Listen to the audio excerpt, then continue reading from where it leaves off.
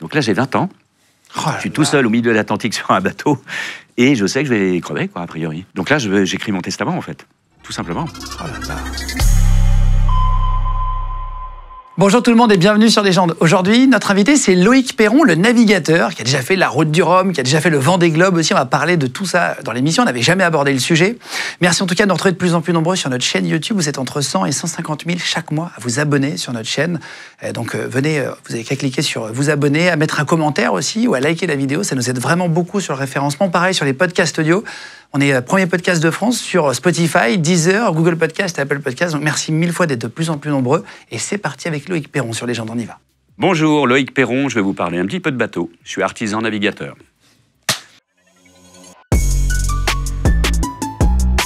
Eh bien, bienvenue Loïc. Salut. Artisan navigateur. Ouais, j'aime bien. Qu'est-ce que ça veut dire, artisan navigateur? Parce qu'artisan, c'est joli, puis navigateur, c'est mon boulot. Les deux mélangés, c'est un truc sympa. Et puis, ça fait poser des questions. Pourquoi il dit ça, le mec?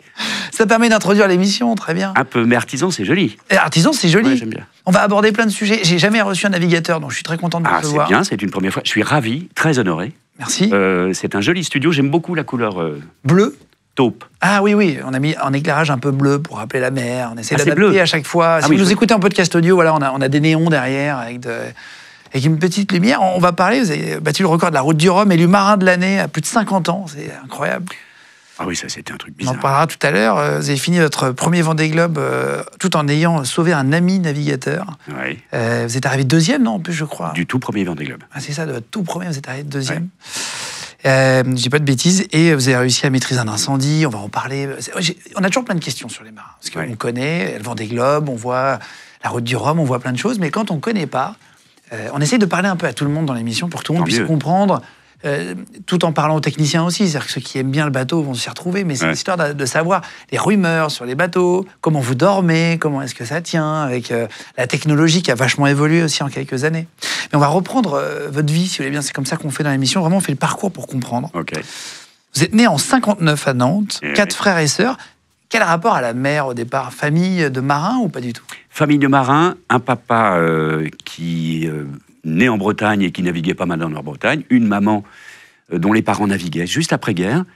On est dans les années 50, et il y a un petit peu le renouveau ou le début de la croisière. Des petits bateaux en bois qui sont fabriqués en Bretagne, et mes grands-parents maternels ont pris l'habitude de naviguer sur la Loire, et puis de sortir un petit peu sur l'Atlantique, et puis voilà, ils faisaient partie des premiers petits bateaux de croisière privés dans le port du Pouliguen, là où j'habite toujours d'ailleurs. Et mon papa, lui, capitaine au long cours après par la suite. Donc ils sont tous les deux parents amoureux de la mer, de la croisière, et emmènent très naturellement leur chérubin sur un tout petit bateau de croisière tous les étés.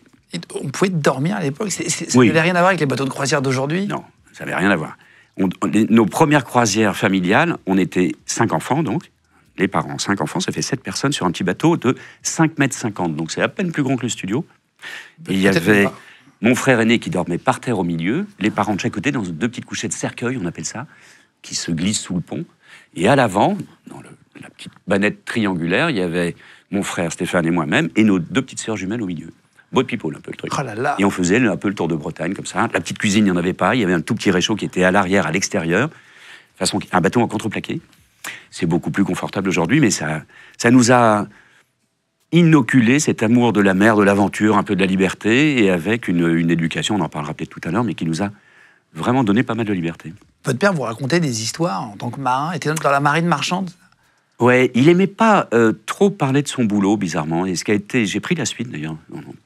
Je parlais pas trop à mes enfants de ce que je faisais. Ah bon? Oui, c'est assez étonnant. Des expériences, bien sûr, mais pas forcément du boulot lui-même. D'autant plus que son travail à lui, notre père commandant, c'est qu'il transportait du pétrole pour... mettre dans nos mobylettes et nos voitures. Et à la fin de sa carrière, il a été commandant d'un des 4 plus gros pétroliers du monde.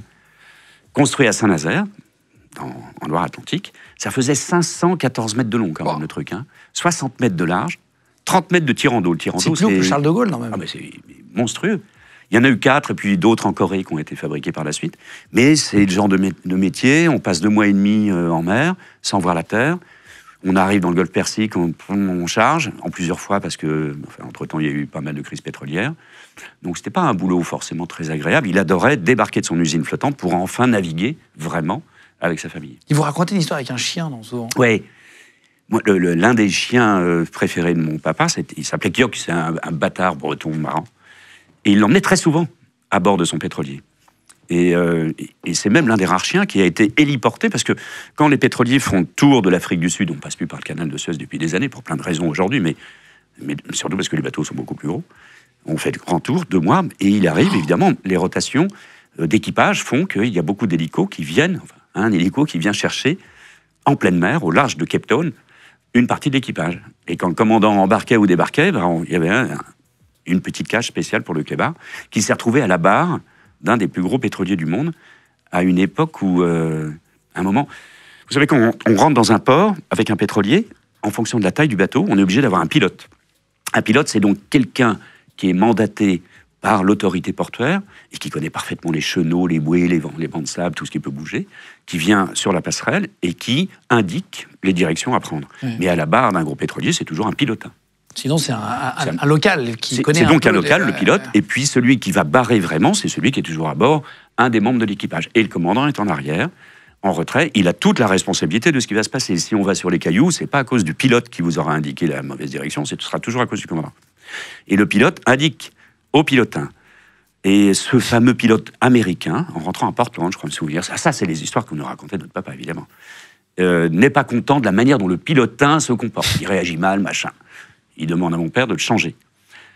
Mon papa commandant appelle un deuxième membre d'équipage en disant « Vas-y, prends le guidon. » Pareil, le pilote n'est pas content, l'américain, et il demande un troisième.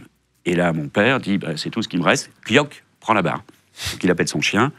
Et on se retrouve avec un petit problème diplomatique important, c'est qu'un chien à la barre d'un pétrolier à l'entrée d'un port américain, ça n'a pas plu vraiment beaucoup. Mais c'est marrant. Et je ne connais pas du tout la fin de l'histoire, d'ailleurs. Mais... on est solitaire quand on part comme ça. Est-ce que vous êtes d'un tempérament solitaire quand on part navigateur pour faire le tour du monde? Pas du tout. C'est vrai? Non, mais enfin, du moins, je ne fuis pas un solitaire ou la solitude forcée ou volontaire. C'est parce qu'on veut s'éloigner des autres pour vivre. Il y a des gens qui aiment. Il y a des gens qui aiment bien, évidemment. Mais il y a une différence entre solitaire et solitude, en fait. La solitude, il y a plein de gens tout seuls dans les grandes villes, entourés de millions d'autres personnes, mais qui vivent une solitude. Alors qu'un solitaire, ce que j'ai fait pendant des années, c'est une sorte de... On s'inflige, enfin du moins, c'est volontaire. C'est volontaire d'aller se bagarrer contre d'autres. En fait, ce qui m'intéresse pas, c'est d'être tout seul. C'est pas ça. Le fait, c'est de se bagarrer contre d'autres solitaires. Armes plus ou moins égales, on est tout seul sur des bateaux qui parfois sont pas du tout conçus pour être menés par un homme ou une femme seule. Et donc on a un monceau de problèmes et de situations à gérer, depuis la page blanche bien avant la ligne de départ et jusqu'à la ligne d'arrivée. Et ça, c'est assez génial. Alors évidemment, même les courses en solitaire, de toute façon, se préparent en équipe, en équipage, toujours. Il y a rare, sauf ma toute première transat, où là, j'étais franchement tout seul, évidemment, mais à 19 ans, sur un tout petit bateau, on adore faire ça tout seul. Mais je ne suis pas du tout un adepte de la solitude. On va en parler dans 2 secondes. Juste au moment de vos 18 ans, je crois, votre père vous fait une proposition. Ah ouais. On est... alors, je vais la faire courte, parce que l'histoire est longue, et toutes nos belles histoires familiales. On est 5 enfants. J'ai 2 frangins, 2 sœurs jumelles. Aucun des 5 n'a eu son bac. Important quand même, pour tracer un peu le paysage du moment. Et en tant que parent par la suite, j'ai compris tardivement la détresse parentale de mes parents. On comprend beaucoup de ses parents après. On comprend beaucoup de ses parents, c'est fou, normal. Hein, quand on le devient. Voilà, quand on le devient. Mais sur le moment, c'est normal. Donc en gros, on est en 78, j'ai 18 ans, je viens de ne pas avoir mon bac, pour plein de raisons. 78, pour un marin, ou un futur marin éventuel, c'est l'année de la première route du Rhum. C'est une grande transat classique qui a été inventée en 78, qui a lieu tous les 4 ans, qui part de Saint-Malo pour aller aux Antilles, en Guadeloupe. Et quand j'avais 18 ans, justement, je n'ai pas mon bac, je m'en fous, j'ai ma petite mobilette à la Baule, au Pouliguen, et je vais aider un copain qui veut faire cette première route du Rhum. Mais mon papa commandant est dans le coin. À l'époque, et comme depuis pas mal d'années, l'appartement dans lequel on habitait au Pouliguen est loué pour pouvoir payer les traites ou l'emprunt du bateau dans lequel on habite obligatoirement tous les étés. Donc on est tous entassés sur un petit bateau dans le port du Pouliguen. Et là, mon père me dit, qu'est-ce que tu veux faire l'année prochaine? Est-ce que tu veux refaire une terminale? Ou, si tu veux aller faire du bateau avec tes copains, ce sera sans soutien parental. Bon, quand on est au mois d'août, qu'on a 18 ans, on a envie de bouffer un petit peu. Donc, en gros, je dis, d'accord, oui, je refais une terminale, c'est promis. Et puis, en septembre, je suis pas venu. Donc, j'ai été très naturellement, tout comme mon frère aîné quelques années auparavant, et mon frère cadet par la suite, viré de la maison. Donc, ça a été un deal assez difficile. Un choix compliqué. Et pour les parents, je pense, et pour moi, mais c'était naturel. Je ne pouvais pas m'imaginer remettre le cul dans une école à écouter des choses intéressantes, d'ailleurs. Pas toutes. Il y a le papa qui a repris le... Mais non, et hop. Et je suis parti avec ma mobilette, et sans le soutien parental, et voilà. Et donc, ça forge la jeunesse, un petit peu, de se retrouver comme ça. Mais attention, ça ne veut pas dire qu'on a eu cette chance, parce que les 3 frangins ont eu le même deal, hein, et les 3 frangins ont choisi de partir. Ils ont fait quoi, vos frères? Mon frère aîné, lui, a essayé 3 fois d'avoir le bac, pour le coup, avec le soutien. Et il n'a pas réussi. Et mon plus jeune frère. Alors, en gros, dans cette période, dans les 78-80, c'est l'année de la planche à voile. Les planches à voile viennent d'arriver en 76, à peu près, en Europe, dans le monde. Par la fameuse windsurfer, donc avec les wishbones en tech. Et c'est une grande révolution dans le monde des activités de plage, en gros. Et mon petit frère est devenu un grand champion de planche à voile. Il a fait des traversées de l'Atlantique, des machins. Rapport avec la mer aussi. Toujours avec la mer. Il a fait un quoi? Il a fait une traversée de l'Atlantique. Il a traversé l'Atlantique en planche à voile en solitaire. Mais non. Alors, c'est pas des planches à voile. C'est un cercueil flottant, en gros. Ça donne envie. Il dormait dans un truc qui était comme ça, avec un petit capot. Il se glissait dedans. Ouais, il se glissait dedans. Et ça, c'était en 86, mais il avait fait en double au préalable. Et mon frère aîné a fait beaucoup de courses, on en a fait ensemble. Il a fait beaucoup de transats. C'était un grand coureur aussi. Il avait été le premier à établir le trophée Jules Verne, le Tour du Monde, le record au Tour du Monde en moins de 80 jours. Oh là là. Maintenant, c'est 40 jours. Ouais. C'est fou. Je ne savais pas qu'on pouvait traverser avec une planche à voile adaptée. Mais... Ça n'avait pas été le premier. Il y a eu une première. On avait fait aussi une traversée de planche à voile avec les 3 frères. En 81, on avait fait ça, je me souviens. Mais c'est une vraie planche à voile de série. Alors, un vrai truc, comme on trouve sur les plages. Et on avait, avec mon frère aîné, on avait un catamaran qui servait de Saint-Bernard, en gros, de camp de base. Et on avait 4 planchistes qui se relayaient sur cette planche de série. C'est une vraie galère. On avait fait Dakar, Guadeloupe. Mais c'est surtout, ça fait mal au bras au bout de 10 minutes. Énorme. Et puis surtout aux pieds, aux jambes. Et puis la nuit, partout. compliqué. Plein vent arrière, avec des petits systèmes de sécurité, de VH. Enfin, c'est... Vous partez en 78, du coup, de chez vos parents. Comment vous gagnez votre vie? C'est pas du tout l'idée. Non, mais c'est vrai. Peu hippie, un peu... Complètement. J'ai vécu dans des bateaux pendant une dizaine d'années, dans les bateaux des autres, évidemment. Que de la débrouille. Alors, quand le papa repart sur son pétrolier, évidemment, d'un petit coup de mobilette, je remonte à la maison et maman est là. Et les mamans, ça nourrit toujours les petits oisillons qui reviennent au nid, évidemment. Et heureusement. C'est d'abord la faim, en fait. Il faut d'abord se nourrir. Et puis, la passion, avant tout. Donc, je me retrouve à faire des convoyages, je fais des dessins, je fais des petites affiches de magasins. Des petits boulots, quoi. Des petits boulots, comme pour survivre. Pour survivre. Mais parce que ma vie, c'est avant tout d'être sur l'eau, le plus possible. Et puis ensuite, je me retrouve une fois de plus avec cette mobilette et je veux faire absolument cette mini-transat. La mini-transat, c'est pour un marin en France particulièrement, la première course au large que l'on peut faire. Mini-transat, ça veut dire que c'est pas l'Atlantique qui est mini, c'est la taille du bateau. L'Atlantique, c'est la même chose. Et ça va d'où à où exactement? C'est transatlantique. Et oui, c'est une transatlantique. Ça partait d'Angleterre pour aller aux Canaries, aux îles Canaries, donc au large de l'Espagne. Première étape, et ensuite des Canaries jusqu'aux Antilles, à Antigua. Là, on est en 79, donc. La toute première édition de cette mini-transat a lieu 2 ans avant. Mon grand frère l'avait faite. Et le mec qui avait inventé ça, c'était une sorte de Woody Allen marin, même tronche, Bob Salmon, qui était non seulement créateur et organisateur de cette petite course. Organisateur, ça veut dire rien. Il y avait une caravane posée à Penzance, en Cornouailles, et puis rien d'autre. Et il courait lui-même. C'est ça ce qui était génial. Et je me retrouve à vouloir faire la mini. Donc j'ai même pas 19 ans. Et c'est 1 an plus tard, en 79, ouais. C'est ça? Et au début 79, je suis l'hiver 79 dans un bateau pour un propriétaire, par exemple. Je faisais des convoyages de bateaux à voile pour des propriétaires, des choses comme ça. Ce que je fais depuis pas mal de... Fan de la mer, c'est fou. Toujours. Ouais. Et à partir du moment où je suis dans un bateau heureux, je me souviens 3 mois au Cap d'Agde. Le Cap d'Agde en début 79, c'est pas drôle, en plein hiver. Déjà, c'était en construction, il y avait 3 habitants au kilomètre carré, et je suis dans un petit bateau en train de me réchauffer avec une brique que j'ai posée sur le petit réchaud à gaz, et puis pas grand-chose à bouffer. Mais en gros, je veux faire la mini, qui a lieu quelques mois plus tard. Et puis j'envoie des courriers. Dans les revues nautiques, je vois qu'il y a un petit bateau là, qui a l'air vachement mignon, qui fait 6,70 m, je pourrais peut-être le couper. On rêve, quoi. Depuis tout petit, moi, je rêve, je dessine. Et puis, on me répond, un mec incroyable me dit, oui, j'ai un de ce petit bateau, si tu veux, tu viens voir au Salon Nautique. Le Salon Nautique, à l'époque, ça avait lieu en mois de janvier, au CNIT, là-bas, à la Défense. C'était le truc où on allait depuis tout petit, tout le temps, avec mes frangins, on prenait le train. Et je vais le voir, et je vois ce petit bateau qui est exposé. Oh, déjà, le mec m'a répondu à 19 ans. Il me dit, bah voilà, ça vaut, je sais plus combien, 25 000 francs. Ah, j'ai dit, non, vous n'avez pas compris. Et là, le sens du marketing que j'ai pas appris dans aucune école, commence à venir, en disant, mais non, je vais faire la promotion de votre bateau, vous allez me le prêter, je vais faire la transat en solitaire, ça va être un événement, pas vraiment. Et aux Antilles, quand on arrivera, je vous vendrai le bateau, ou on le ramènera, mais au moins, vous en aurez peut-être vendu un. Et normalement, la plupart des gens censés t'envoient blader, mais non, là... Il a accepté. Il a dit, mais j'étais déjà peut-être convaincant ou convaincu, suffisamment convaincu parce que je voulais faire ça. C'est fou. Il a accepté. Et en gros, je me suis retrouvé, ça n'a pas été aussi joli que ce qu'il avait prévu, mais je me suis retrouvé en plein hiver à passer la première nuit, au mois de février 79, dans le prototype de ce petit bateau qui était dans un chantier pourri à La Rochelle. Il était couché sur le côté. Il y avait de l'eau au fond gelée. C'était Germinal, hein, c'était du Zola, le truc. Et je suis arrivé en sautant par-dessus une barrière. Il y avait des chiens errants, aucune lumière nulle part. J'avais fini en mobilette, mais en pédalant sur ma mobilette parce qu'elle était en panne en descendant de la Baule, justement. Et j'ai dormi sans sac de couchage dans ce petit bateau sur lequel j'allais traverser l'Atlantique tout seul pour la première fois, 6 mois plus tard. Juste pour voir un peu l'intérieur. Ouais, et j'étais dans mon bateau.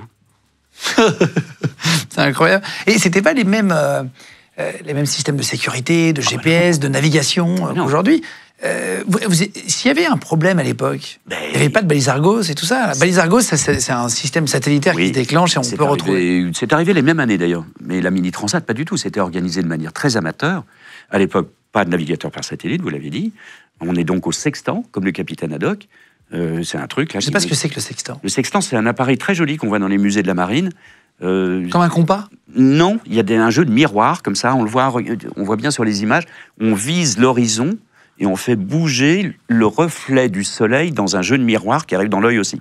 Et en fait, on mesure la hauteur d'un astre par rapport à l'horizon, l'angle, tout simplement. Ça suffit à déterminer la latitude, c'est la bonne nouvelle quand même. Ou même la nuit. Un peu comme un rapporteur. Non, ça ressemble à un rapporteur. C'est un rapporteur, je voulais dire. Il y avait les octants et les sextants. Mais ça ressemble à ça. C'est une sorte de... sur à peu près 90 degrés, et ça, un peu moins d'ailleurs, et ça permet de mesurer cette hauteur. Et entre autres choses, ça m'a vachement rendu service, l'étoile polaire, la fameuse étoile polaire, qui est plus ou moins exactement au nord, dans notre nord. Si on mesure sa hauteur par rapport à l'horizon, eh ben c'est très exactement la latitude. C'est énorme. C'est pas mal, ça. Hyper intéressant. Ça m'a permis de... Et comment vous l'apprenez, ça? Vous avez un cours, des cours? Non, alors, il y a des bouquins. Et j'avais mon petit bouquin. Quand je suis parti d'Angleterre sur ce petit bateau de 6,50 m, j'avais même pas de bottes.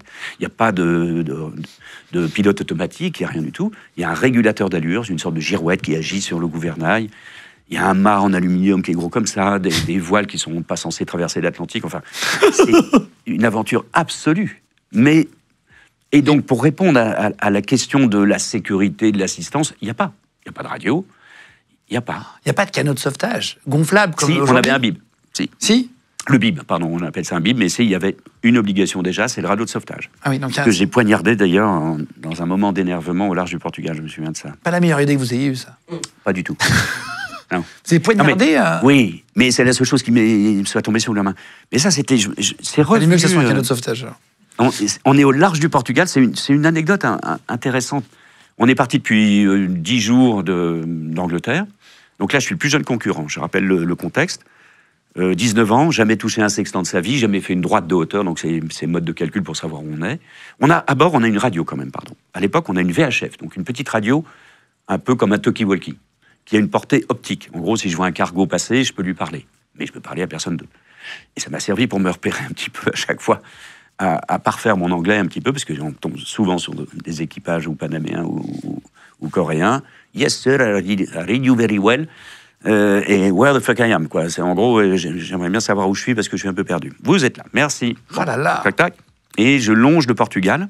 Et là, il y a la grande houle, la fameuse vague de Nazaré. Je ne sais pas si vous voyez souvent ces images de surfeurs.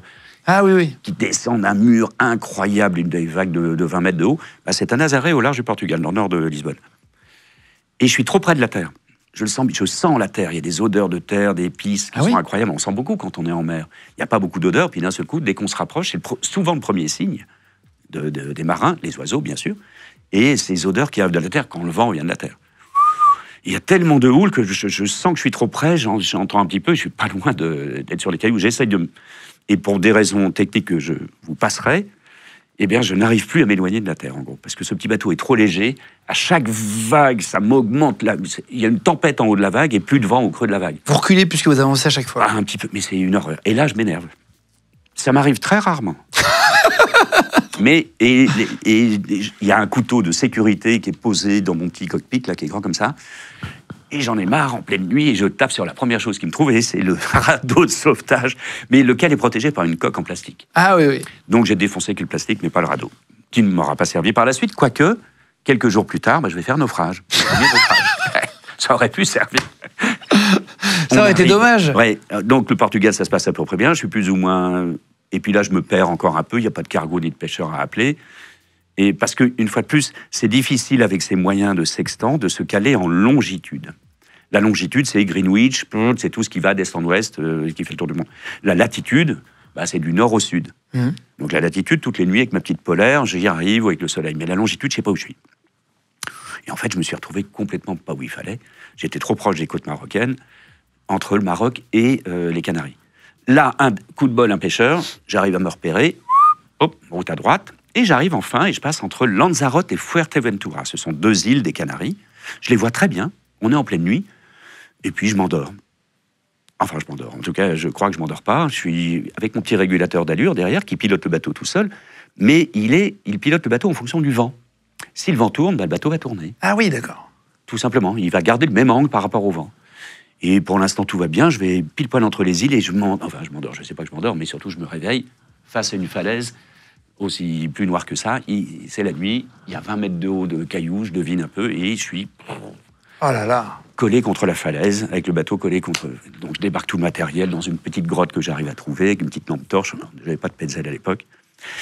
Et j'ai failli couler, mais le bateau ne coule pas. Enfin, en gros, pour résumer, j'arrive à le remettre à l'eau avec l'aide d'un pêcheur et d'un petit bateau de croisière. Directement ? Le lendemain, vous dormez où ? À la marée suivante, dans ma petite falaise là-haut, sur mon petit matelas que j'avais sorti du bateau, qu'ensuite j'ai remis sous le bateau parce qu'il tapait sur les cailloux. Putain. On l'a redressé en tirant. Enfin bon, le gouvernail a été arraché. Je le retrouve sur une plage un peu plus loin, à la nage. Enfin, mais c'est tous les bouquins que je lisais. C'est incroyable. C'est de l'aventure. Mais oui. Vous prenez pas de douche ? On peut pas se laver dans les bateaux à l'époque où il y a un peu d'eau douce ? On se salit pas. Ou peu. C'est ça. Non, mais c'est vrai en plus. La poussière, elle est là. Elle arrive des pneus, elle arrive dans les villes, mais les bateaux sont propres en général. Non, mais l'eau salée, ça colle. Oui, ça c'est vrai. Mais on n'a pas d'eau douce, ou très peu. Alors à l'époque, on n'a qu'une petite réserve dans des petits jerrycans. Pour boire. Pour boire, essentiellement. Un peu de douche corporelle éventuellement, mais se baigner à l'eau de mer, ça va. Hein. Il y a pire comme mode de toilette. Parce que maintenant, ça existe. Je sais qu'il y a dans les bateaux, il y a des systèmes de dessalage et vous avez un peu d'eau douce. Ah ben, il n'y a que ça. Ça a changé. Ça a changé énormément. Enfin, ça a changé. Ça fait très longtemps que ça existe sur les gros bateaux, évidemment. Mais on fabrique de l'eau douce avec de l'eau de mer. C'est fou. Et vous allez vous en sortir après ? Vous allez finir cette transat ? Je vais la finir, alors que j'étais porté disparu, évidemment. Parce que vous arrivez parce que j'arrive très tard, au moins 10 jours après les premiers, donc c'est beaucoup, parce que déjà, j'allais pas très vite à l'aller. Plus mon petit naufrage, plus le fait que j'avais plus de gouvernail. En tout cas, le gouvernail n'était plus attaché au bateau, donc je l'ai tenu façon Ulysse, comme ça, pendant 2 jours pour rallier Tenerife, donc ça a mis encore plus de temps. Et enfin, j'arrive, et j'étais le baby, moi, de cette course. On était, je ne sais plus, une vingtaine de concurrents. C'était magnifique, cette ambiance de Mini Transat. Ça l'est toujours, d'ailleurs. Elle a lieu tous les 2 ans, depuis 40 ans maintenant. Et là, en arrivant, on a l'impression que c'est le même équipage, en fait, mais ce ne sont que des marins solitaires, hommes et femmes, avec une solidarité incroyable, parce que, surtout à l'époque, où il y a eu une aventure absolue. Et ils voient le petit bébé arriver, on se dit, ah, ben il est vivant, ça tombe bien. Et ils n'avaient pas de numéro de vos parents pour les appeler si jamais il y avait un problème ? Non. Parce que... Et j'ai eu une autre histoire 6 mois après, mais je pense que je vais vous la raconter aussi, si on a le temps, je sais pas. Mais le bon adage qu'on a oublié un petit peu, c'est que quand on n'avait pas de nouvelles, ça voulait dire bonne nouvelle. Et ça, notre père commandant nous l'a appris, mais tous les métiers d'absence nous avaient appris ça à beaucoup de générations. Pas seulement les capitaines au long cours ou les marins sur des bateaux à voile. Pas de nouvelles, bonne nouvelle. Ou le peu de nouvelles qui arrivaient, de mon père, c'était un télégramme extrêmement laconique, détail au retour. Parce que ça coûtait une fortune. Oh là là. C'était un truc comme ça. Ça a changé tout ça. Ah oui, maintenant. Avec les moyens de communication. Et c'est tout paradoxe. c'est tout le paradoxe. C'est que justement, on ne supporte plus de « Ah, tu m'as pas appelé, mais pourquoi tu m'as pas appelé ?» C'est bon. Là, aujourd'hui, on est censé avoir nos téléphones satellites depuis pas mal d'années sur nos bateaux en veille permanente. Et comme je fais partie de cette ancienne école ou de cette génération qui n'avait pas moyen d'être en veille, puisque personne ne nous écoutait, tant mieux, eh ben je coupe le téléphone. Donc je suis hors la loi en ce moment. C'est incroyable. Non, on va parler des changements technologiques dans les bateaux, parce que ça a complètement évolué. On va y revenir là-dessus. En 82, participez à votre première Route du Rhum à vous, hein, c'est ça, c'est 82 ? Oui, première Route du Rhum. Alors, vous n'avez pas gagné la course, vous avez gagné le prix de la communication, ce qui est un prix indépendant. Pourquoi vous gagnez le prix de la com ? Alors, je suis encore le plus jeune concurrent. 79 mini-transats, j'ai refait d'autres transats. Vous avez 22, 23 ? J'ai 22 ans. Et je suis sur un tout petit trimaran, donc 3 coques jaunes. Ça se faisait beaucoup, la couleur jaune sur les petits trimarans. À l'époque, c'était une norme américaine qui imposait que les multicoques soient un peu visibles sur l'eau, ce qui était pas bête. Et 82, c'est... quand on a un tout petit bateau, dans cette Route du Rhum, comme dans pas mal d'autres courses à l'époque de ces transats, tout est mélangé. Les grands, les petits, les moyens, les trimarans, les monocoques, c'est le premier qui arrive qui gagne. C'est tout le truc. Il faut se rappeler d'une chose intéressante dans l'histoire de la légende de la voile française, un peu, c'est que cette première Route du Rhum qui a été créée donc en 78, elle a été gagnée par un tout petit trimaran jaune, justement, qui au dernier moment, c'est une image qui a forgé un peu la légende de la Route du Rhum, qui quelques kilomètres avant la ligne d'arrivée, en Guadeloupe, après 25 jours de traversée, a doublé sur le fil, enfin comme ça d'ailleurs, un monocoque, avec une seule coque. Un grand monocoque bleu marine qui s'appelait Critère. Et le petit trimaran jaune en question, qui faisait 12 mètres de long, qui s'appelait Olympus, l'a dépassé et est arrivé 98 secondes devant l'autre. Après 25 jours. Ah là là. Ça a été ça la légende. Mais ça a été aussi le fait que le combat entre monocoque et multicoque a duré pendant des décennies. On ne savait pas trop, les monocoques étaient plus fiables, on disait que les multicoques étaient dangereux, ce qui n'est pas faux, ça peut chavirer, que les multicoques n'arrivaient pas à avancer contre le vent, ce qui est totalement faux aujourd'hui. Mais il est vrai qu'il y a eu un combat, encore, et à l'époque, de cette première... Il y avait les pro-multicoques. Voilà. Il y avait ce fameux combat qui va gagner, et pour le coup, le petit trimaran, voilà. 4 ans plus tard, je suis donc sur un petit trimaran jaune, de la même taille que celui qui gagne 80 ans. Je suis plus jeune, je ne peux certainement pas gagner, il y a plein de favoris, des Tabarly, des Pajot, des Artaud, enfin des gens qui ont des gros bateaux. Mais j'aime bien partager. Je suis militaire à l'époque, je fais mon service militaire à Saint-Malo, je suis moniteur de voile à Saint-Malo, c'est pas mal comme planque. Avec un petit vélo kaki avec un drapeau français, j'emmène les filles de gradé faire du joli bateau. Il y a pire, sincèrement. Il y a eu pire service militaire. J'arrive à me démerder pour éviter d'avoir des rangers toute la journée. Et puis surtout, les autorités vraiment m'aident, clairement. Et la seule fois où je mets l'uniforme, c'est vraiment pour aller à bord, quand il y a des journalistes, des machins... Et j'accueille le général de la Bretagne, le général Brodèche, je crois me souvenir de ça. Ils ont été vraiment super. Ils ont aimé aider un petit jeune qui voulait faire un truc un peu particulier. C'est vrai, traverser l'Atlantique tout seul sur un... Et pourquoi vous avez le prix de la com ? Quel rapport ? Et donc, une fois en mer, j'y arrive. Ça va mettre 25 jours aussi. Et en plein milieu, dans ce petit trimaran, j'aime bien emmener des bananes. J'emmène toujours une petite bouteille de rhum. C'était à l'époque un truc que je faisais. Pour flamber les bananes ? Pour flamber les bananes. Et je mets le feu... C'est dangereux, ça, non ? Oui, bah la preuve. Je mets le feu à un rouleau d'essuie-tout. Parce que faire sur le côté, sur un bateau qui se... Non, mais là, ça allait. Faut pas les faire quand il y a baston, quand même. Mais c'est sympa, les petites bananes flambées en mer, en solo, c'est nickel, il n'y a pas mieux. Sauf que là, je mets le feu, mais je l'éteins tout de suite. Et comme on converse tous les jours avec une radio, à l'époque, on n'est pas en satellite, bien sûr, on est toujours avec une grosse radio. Ça fait un peu ici Londres. Ah oui, on n'entend pas très bien, ça crache. Chouille un peu partout, mais ça montre bien l'éloignement, surtout, c'est ça ce qui est beau. Et là, j'en mets un peu plus, j'en mets des tonnes, en disant que j'ai failli mettre le feu au bateau en faisant des bananes flambées. Donc, alors, évidemment, nos amis médias qui s'intéressaient, et encore énormément aujourd'hui, à ces histoires de marins solitaires, et à savoir ce qui se passe en mer, et comment on mange, et ainsi de suite. Quand un petit jeune dit qu'il a failli foutre le feu avec une banane flambée, et puis tous les jours, je raconte plein d'histoires, comme ça, pour faire partager. Vous avez grossi l'histoire à la radio ? Oui, il faut la grossir un peu quand même. J'ai pas mis le feu au bateau, non, j'ai mis le feu à un petit bout de papier, mais bon, faut en raconter. J'ai pas besoin de grossir beaucoup le trait pour qu'une fois à terre, ça prenne une certaine dimension, mais ça, c'est le propre des journalistes, des médias en général. Création du Vendée Globe en 87. Ouais. C'est le navigateur Philippe Philippe pas créé, Gentot. pour le coup, hein. Mais c'est Philippe Gentot. Oui, c'est Philippe Gentot qui a créé la course, qui s'appelle le Vendée Globe. La première édition va se faire 2 ans plus tard, je crois. Il l'a créé, mais ça part 2 ans plus tard. Vous en entendez parler tout de suite ? Vous voulez la faire tout de suite ? Alors, ce qui est drôle, c'est que Philippe Gentot, on est en plein dans l'actualité, on est en plein Vendée Globe en ce moment, ça fait déjà 40 ans, c'est la 10e édition. Et oui, c'est tous les 4 ans. Hein. C'est tous les 4 ans, depuis 89. Philippe Gentot est un marin exceptionnel qui a déjà gagné 2 tours du monde en solitaire, mais avec escale. Donc ils partaient d'Angleterre, ils allaient en Afrique du Sud, Australie, Rio, et retour en Angleterre ou aux États-Unis, je me souviens plus. Il gagne 2 fois ça, et j'ai réentendu il n'y a pas si longtemps, il y a quelques jours, à l'occasion du départ du Vendée Globe, justement, la vraie histoire de la création de ce premier Vendée Globe. C'était avec 2 autres copains, 2 autres marins, un Sudaf et un Français, Bertie Reed, et qui se sont dit, tiens, ça serait quand même pas mal de faire un jour, et qui venaient de faire, avec Gentot, ce tour du monde avec escale. Ce serait sympa de se faire un truc sans escale, quand même. Refaire comme Moitessier. Moitessier, c'est un grand marin français des années 60 qui aurait dû gagner le tout premier tour du monde en solitaire et sans escale. Et ils décident tous les 3 de refaire ça. Et en fait, ça se sait. Et il y a toute une bande de marins du moment, des connus de Jean-Yves Terlin, de machin, qui leur disaient, les gars, mais non, faites une course, et nous, on veut la faire, voilà. Et donc, quand ça a été officialisé, je sais plus quand, je me suis dit, je la ferai. Je savais pas sur quel bateau, je savais pas comment, je savais pas pourquoi, mais pourquoi, si, je savais. C'est combien de temps un Vendée Globe à peu près? Alors à l'époque, la première édition, en 89, le vainqueur Titouan Lamazou a mis 109 jours. Moi, j'en ai mis 110. Je suis arrivé juste derrière lui. 110 jours tout seul. Oh. Oui, mais une fois de plus, ça c'est un sujet qu'il faut aborder sur la durée en mer. Et aujourd'hui, le futur vainqueur de l'actuel Vendée Globe, là, va mettre peut-être un peu moins de 80 jours. D'accord. Ah oui, ça s'est rétréci. Les bateaux sont plus rapides qu'avant? Beaucoup plus rapides. Ah oui. C'est tout le truc technologique dont on parlera tout à l'heure, j'imagine, mais cette évolution qui est assez... Les matières, j'imagine, tout, quoi. Mais ce qui est important, la remarque sur la durée, on se dit 110 jours, c'est vachement long. C'est pas faux non plus, hein, on est d'accord. C'est quasiment 4 mois. C'est l'événement sportif le plus long, globalement, qui existe.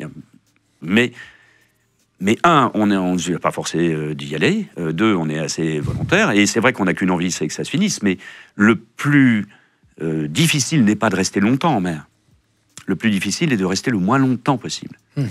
C'est ça ce qui est important. Et c'est vrai que le Vendée Globe est la preuve de cette petite dichotomie entre le regard qu'ont les terriens, ce qui n'est pas péjoratif, hein, sur les marins, et la réalité des marins. En gros, l'arrivée d'un Vendée Globe, on se dit, tiens, le premier, il a gagné, super, bravo, c'est vachement bien. Mais vous vous rendez compte, il y en a encore un ou une qui est en mer et qui va arriver dans un mois. Et ça impressionne beaucoup. Donc le terrien est plus impressionné par la durée en mer que par la vitesse en mer.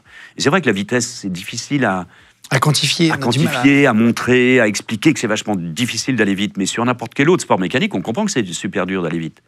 C'est vachement facile d'aller lentement. C'est pareil en bateau. Alors, on va revenir sur la nourriture. Il y a plein de questions. Qu'est-ce qu'on mange en mer, etc. Juste, quand on part comme ça, qu'on sait qu'on va partir sur 100, 110, on ne sait pas trop... Vous êtes 13 au départ, je crois, et vous faites partie des 13, c'est ça, du premier en 89, du coup. Comment on se prépare physiquement? Est-ce qu'on mange plus? Est-ce qu'on sait qu'on va maigrir? Est-ce qu'on sait que... Ah non, j'ai grossi, moi, je me suis transformé en mer? En écureuil, ouais, j'arrive pas de bouffer des noisettes. Non, c'était étonnant. Alors, la préparation, je suis pas le bon exemple, il faudra recevoir des vrais marins pour ça. Mais des mecs qui se préparent, quoi, des costauds, des sportifs. Non, j'ai jamais réussi à privilégier le bonhomme. Par contre, j'ai toujours privilégié le bateau, l'outil. Et quand le marin estime que son outil est prêt, il se sent prêt lui-même. Du moins, j'ai souvent fonctionné comme ça. Et c'est vrai que... Et c'est normal d'ailleurs, parce que j'ai rarement eu des défaillances physiques qui m'ont empêché de faire quelque chose. Par contre, j'ai eu souvent des défaillances mécaniques. Donc, en gros, c'est la mécanique avant tout, la fiabilité du bateau, et j'ai tellement dématé plusieurs fois que... Donc, je me suis souvent préparé comme ça. C'est une équipe, ça se prépare en équipe, même si vous êtes seul sur le bateau. Je crois que les équipes ont vachement évolué. Avant, c'était beaucoup plus petit, non, par rapport à... On était, la mini transat dont on parlait tout à l'heure, j'étais tout seul, ou avec un copain peut-être, tout seul. Ma deuxième transat, on en parlera tout à l'heure peut-être, mais... Et puis, d'un seul coup, ça a commencé, on était 3, et puis maintenant, ils sont 15 en moyenne. Ça s'est professionnalisé. Énormément, et depuis 30 ans, heureusement. Moi, j'ai commencé à vivre de cette passion il y a 25 ans, à nourrir mes enfants, en gros, à pouvoir le faire. Et là, c'est extrêmement professionnel. C'est normal, c'est un sport comme un autre, c'est un support de communication comme un autre. Et il y a... alors, on est peut-être même d'ailleurs le seul sport où il y a une attachée de presse par bateau. Ah oui? Ouais, c'est un truc... ça se peut. Je pense pas que ça existe ailleurs dans d'autres... Enfin, si, peut-être. Mais c'est assez étonnant. Donc, on a un vrai support de communication. C'est ça l'existence, d'ailleurs. La justification de l'existence de ça. Et des marins. On arrive à en vivre grâce à nos sponsors et donc à la manière dont on en parle. Avant, vous disiez que c'était difficile d'en vivre, de trouver de l'argent. Ouais. La première fois, on vous prête un bateau de manière un peu inopinée, tout ça. Mais comment vous arrivez à faire la bascule? Parce que pour un Vendée Globe, il faut quand même de l'argent. Oui. C'est quoi? C'est les sponsors? Le sport se professionnalise? Depuis longtemps. Le début du sponsoring, mais c'est même Anne de Castille avec Christophe Colomb, quoi, en gros. Je ne sais pas si c'est elle, d'ailleurs, mais normal. Tous les marins ont toujours été soutenus, ou par des gouvernements, ou par des financiers pour explorer. Ça a toujours été la même chose. Donc après, la partie sponsoring pure, elle est arrivée plutôt en France, c'est vrai, avec Alain Collat, avec le Club Méditerranée, avec Paul Ricard. C'est les premiers gros partenaires qui arrivent sur cette première roue du Rhum, 78 d'ailleurs. Alors moi, le début de « enfin, j'arrive à peu près à vivoter », c'est avec Lada, mon premier sponsor. Les voitures? Oui, les voitures soviétiques, importées par M. Poc, importateur en France, que je contacte parce que je veux faire le Paris-Dakar. On est en 85 par là. Le Dakar, c'est la grande aventure du moment. Et il est vrai qu'en tant que marin et navigateur, il y a beaucoup de pilotes qui s'intéressent à ça parce qu'à l'époque, on avait encore besoin d'un navigateur à ses côtés pour savoir où aller. On n'était pas au GPS, on était au Tripmaster. Il me dit non, des pilotes, j'en ai pas mal, mais par contre, le bateau, pourquoi pas? Et voilà. Et on a fait un septennat ensemble avec plein de bateaux, dont le fameux premier Vendée Globe avec l'Adapoc. Et les Lada, à l'époque, c'était connu, il y avait beaucoup de blagues même sur les Lada, parce que ça tombait en panne. C'était connu pour être tombé en panne. Je dis pas que ça tombait en panne. Ça tombait pas en panne, mais c'est vrai que... C'était connu pour ça, il y a des blagues. Alors, il y avait une blague, c'était une qui est la plus sympa, c'est de comment doubler le prix d'une Lada. Il fallait faire le plein, c'est tout. Parce que c'est des voitures pas chères à l'époque. C'est des voitures pas chères, voilà, exactement. Vous allez arriver deuxième de cette course, c'est ça, premier Vendée Globe? Le premier Vendée Globe, ça c'était une belle aventure. Deuxième en ayant... J'aimerais que vous nous racontiez, en ayant sauvé quelqu'un, est-ce que vous avez été obligé, heureusement, vous êtes allé sauver quelqu'un en pleine mer? Je l'ai aidé, c'est pas sauver, ça veut dire on le sort du pétrin, on le ramène, ceci dit, je m'attendais à le sauver. Alors, je vais essayer de raconter ça, départ du Vendée Globe. Vous êtes beaucoup plus en forme aujourd'hui dans les autres interviews. On est en 89, on est 13 à partir, que des monocoques de 18 mètres de long, c'est la norme du Vendée Globe, on appelle ça les IMOCA maintenant. On est tout seul évidemment, il n'y a pas de femmes. Il y a 2 étrangers, je crois, et quelques favoris, dont un qui s'appelle Philippe Poupon, un grand marin français qui a gagné des routes du Rhum, des courses du Figaro, qui a déjà fait des tours du monde à Tabarly. Ouais. Et puis des jeunes impétrants comme Alain Gauthier, comme moi-même, où on n'a jamais fait de tour du monde, jamais passé l'équateur, jamais vu un albatros, jamais vu quelques icebergs, mais pas tant que ça, jamais passé le Cap Horn, évidemment. Et c'est l'aventure géniale. Nouvelle partie. À l'époque, on a déjà des navigateurs par satellite, mais on n'a toujours pas de de téléphone par satellite. On est toujours avec des radios BLU. Et ça, c'est des histoires toujours assez géniales. C'est une radio qui nous permet d'appeler la Terre. La Terre ne peut pas nous appeler. D'accord. Le geste est volontaire de la part du marin. Ok. C'est le cas sur les cargos, les paquebots, les bateaux de pêche. Il n'y a pas de liaison directe comme aujourd'hui. Un mois se passe, on passe l'équateur, tac, tac, tac. Devant nous, le premier, c'est Titouan Lamazou. Il est en tête. On va contourner l'Afrique du Sud. Un tour du monde comme le Vendée Globe. Ça se passe, on part des Sables d'Olonne, on descend vers l'équateur, Atlantique Nord, on passe l'Atlantique Sud. Il y a le Brésil à droite, l'Afrique à gauche, pour tous ceux qui sont calés en géographie. Puis on tourne à gauche. Pourquoi à gauche? Parce que les vents dominants sont dans ce sens-là. Les vents vont toujours d'ouest en est. Je vous le fais à l'envers. Parce que la Terre tourne dans ce sens-là. Dans le sens inverse, donc du coup, le vent tourne. C'est une des explications, mais c'est pas la seule. Mais en tout cas, les vents tournent dans ce sens-là. Et il y a des tours du monde à l'envers. On les appelle à l'envers, justement, contre les vents dominants. Mais pour le coup, le Vendée Globe, c'est normalement avec les vents favorables. Tous les jours, on est censé être en liaison avec le comité de course, avec le PC Presse, avec nos fameuses radios. Ça m'emmerde un peu, je vous l'ai dit tout à l'heure. Vous n'aimez pas parler à la radio? Je ne suis pas très fan de la communication permanente. Je trouve qu'un peu de silence, ça donne de la valeur aux choses. Parce que l'on perd un peu, en ce moment, un peu d'imagination, justement, sur ce qui peut se passer. Agrémenté du pas de nouvelles, bonnes nouvelles. Ça marche bien, sauf que là, je me connecte enfin sur la radio, ici Londres, un peu, et j'entends Philou, détresse, à l'heure prévue de la vacation du soir. Alors là, je me dis, papa, je suis en veille, oui, bonjour. Philou a déclenché sa balise de détresse, c'était le plus proche de sa position, il faut qu'il aille. Solidarité des marins évidente, sauf qu'il était déjà vachement loin, plein sud, lui. Grosse tempête depuis 48 heures, et j'ai une position.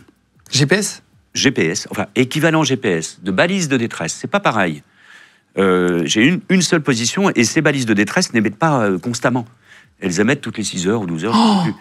Donc, donc s'il se dérive pendant 6 heures... la dernière position connue. Oh, waouh! Non seulement c'est une position, mais j'ai que ça comme message. C'est quand même chaud. Hein. Je ne sais pas si c'est une balise qui a été déclenchée puis qui a coulé, un petit gars qui est à la nage avec sa balise à côté, ou plus de balise du tout et un bateau à l'envers coulé. Enfin, on ne sait pas. Puis la durée de vie est quand même assez courte dans l'eau. C'est pas terrible.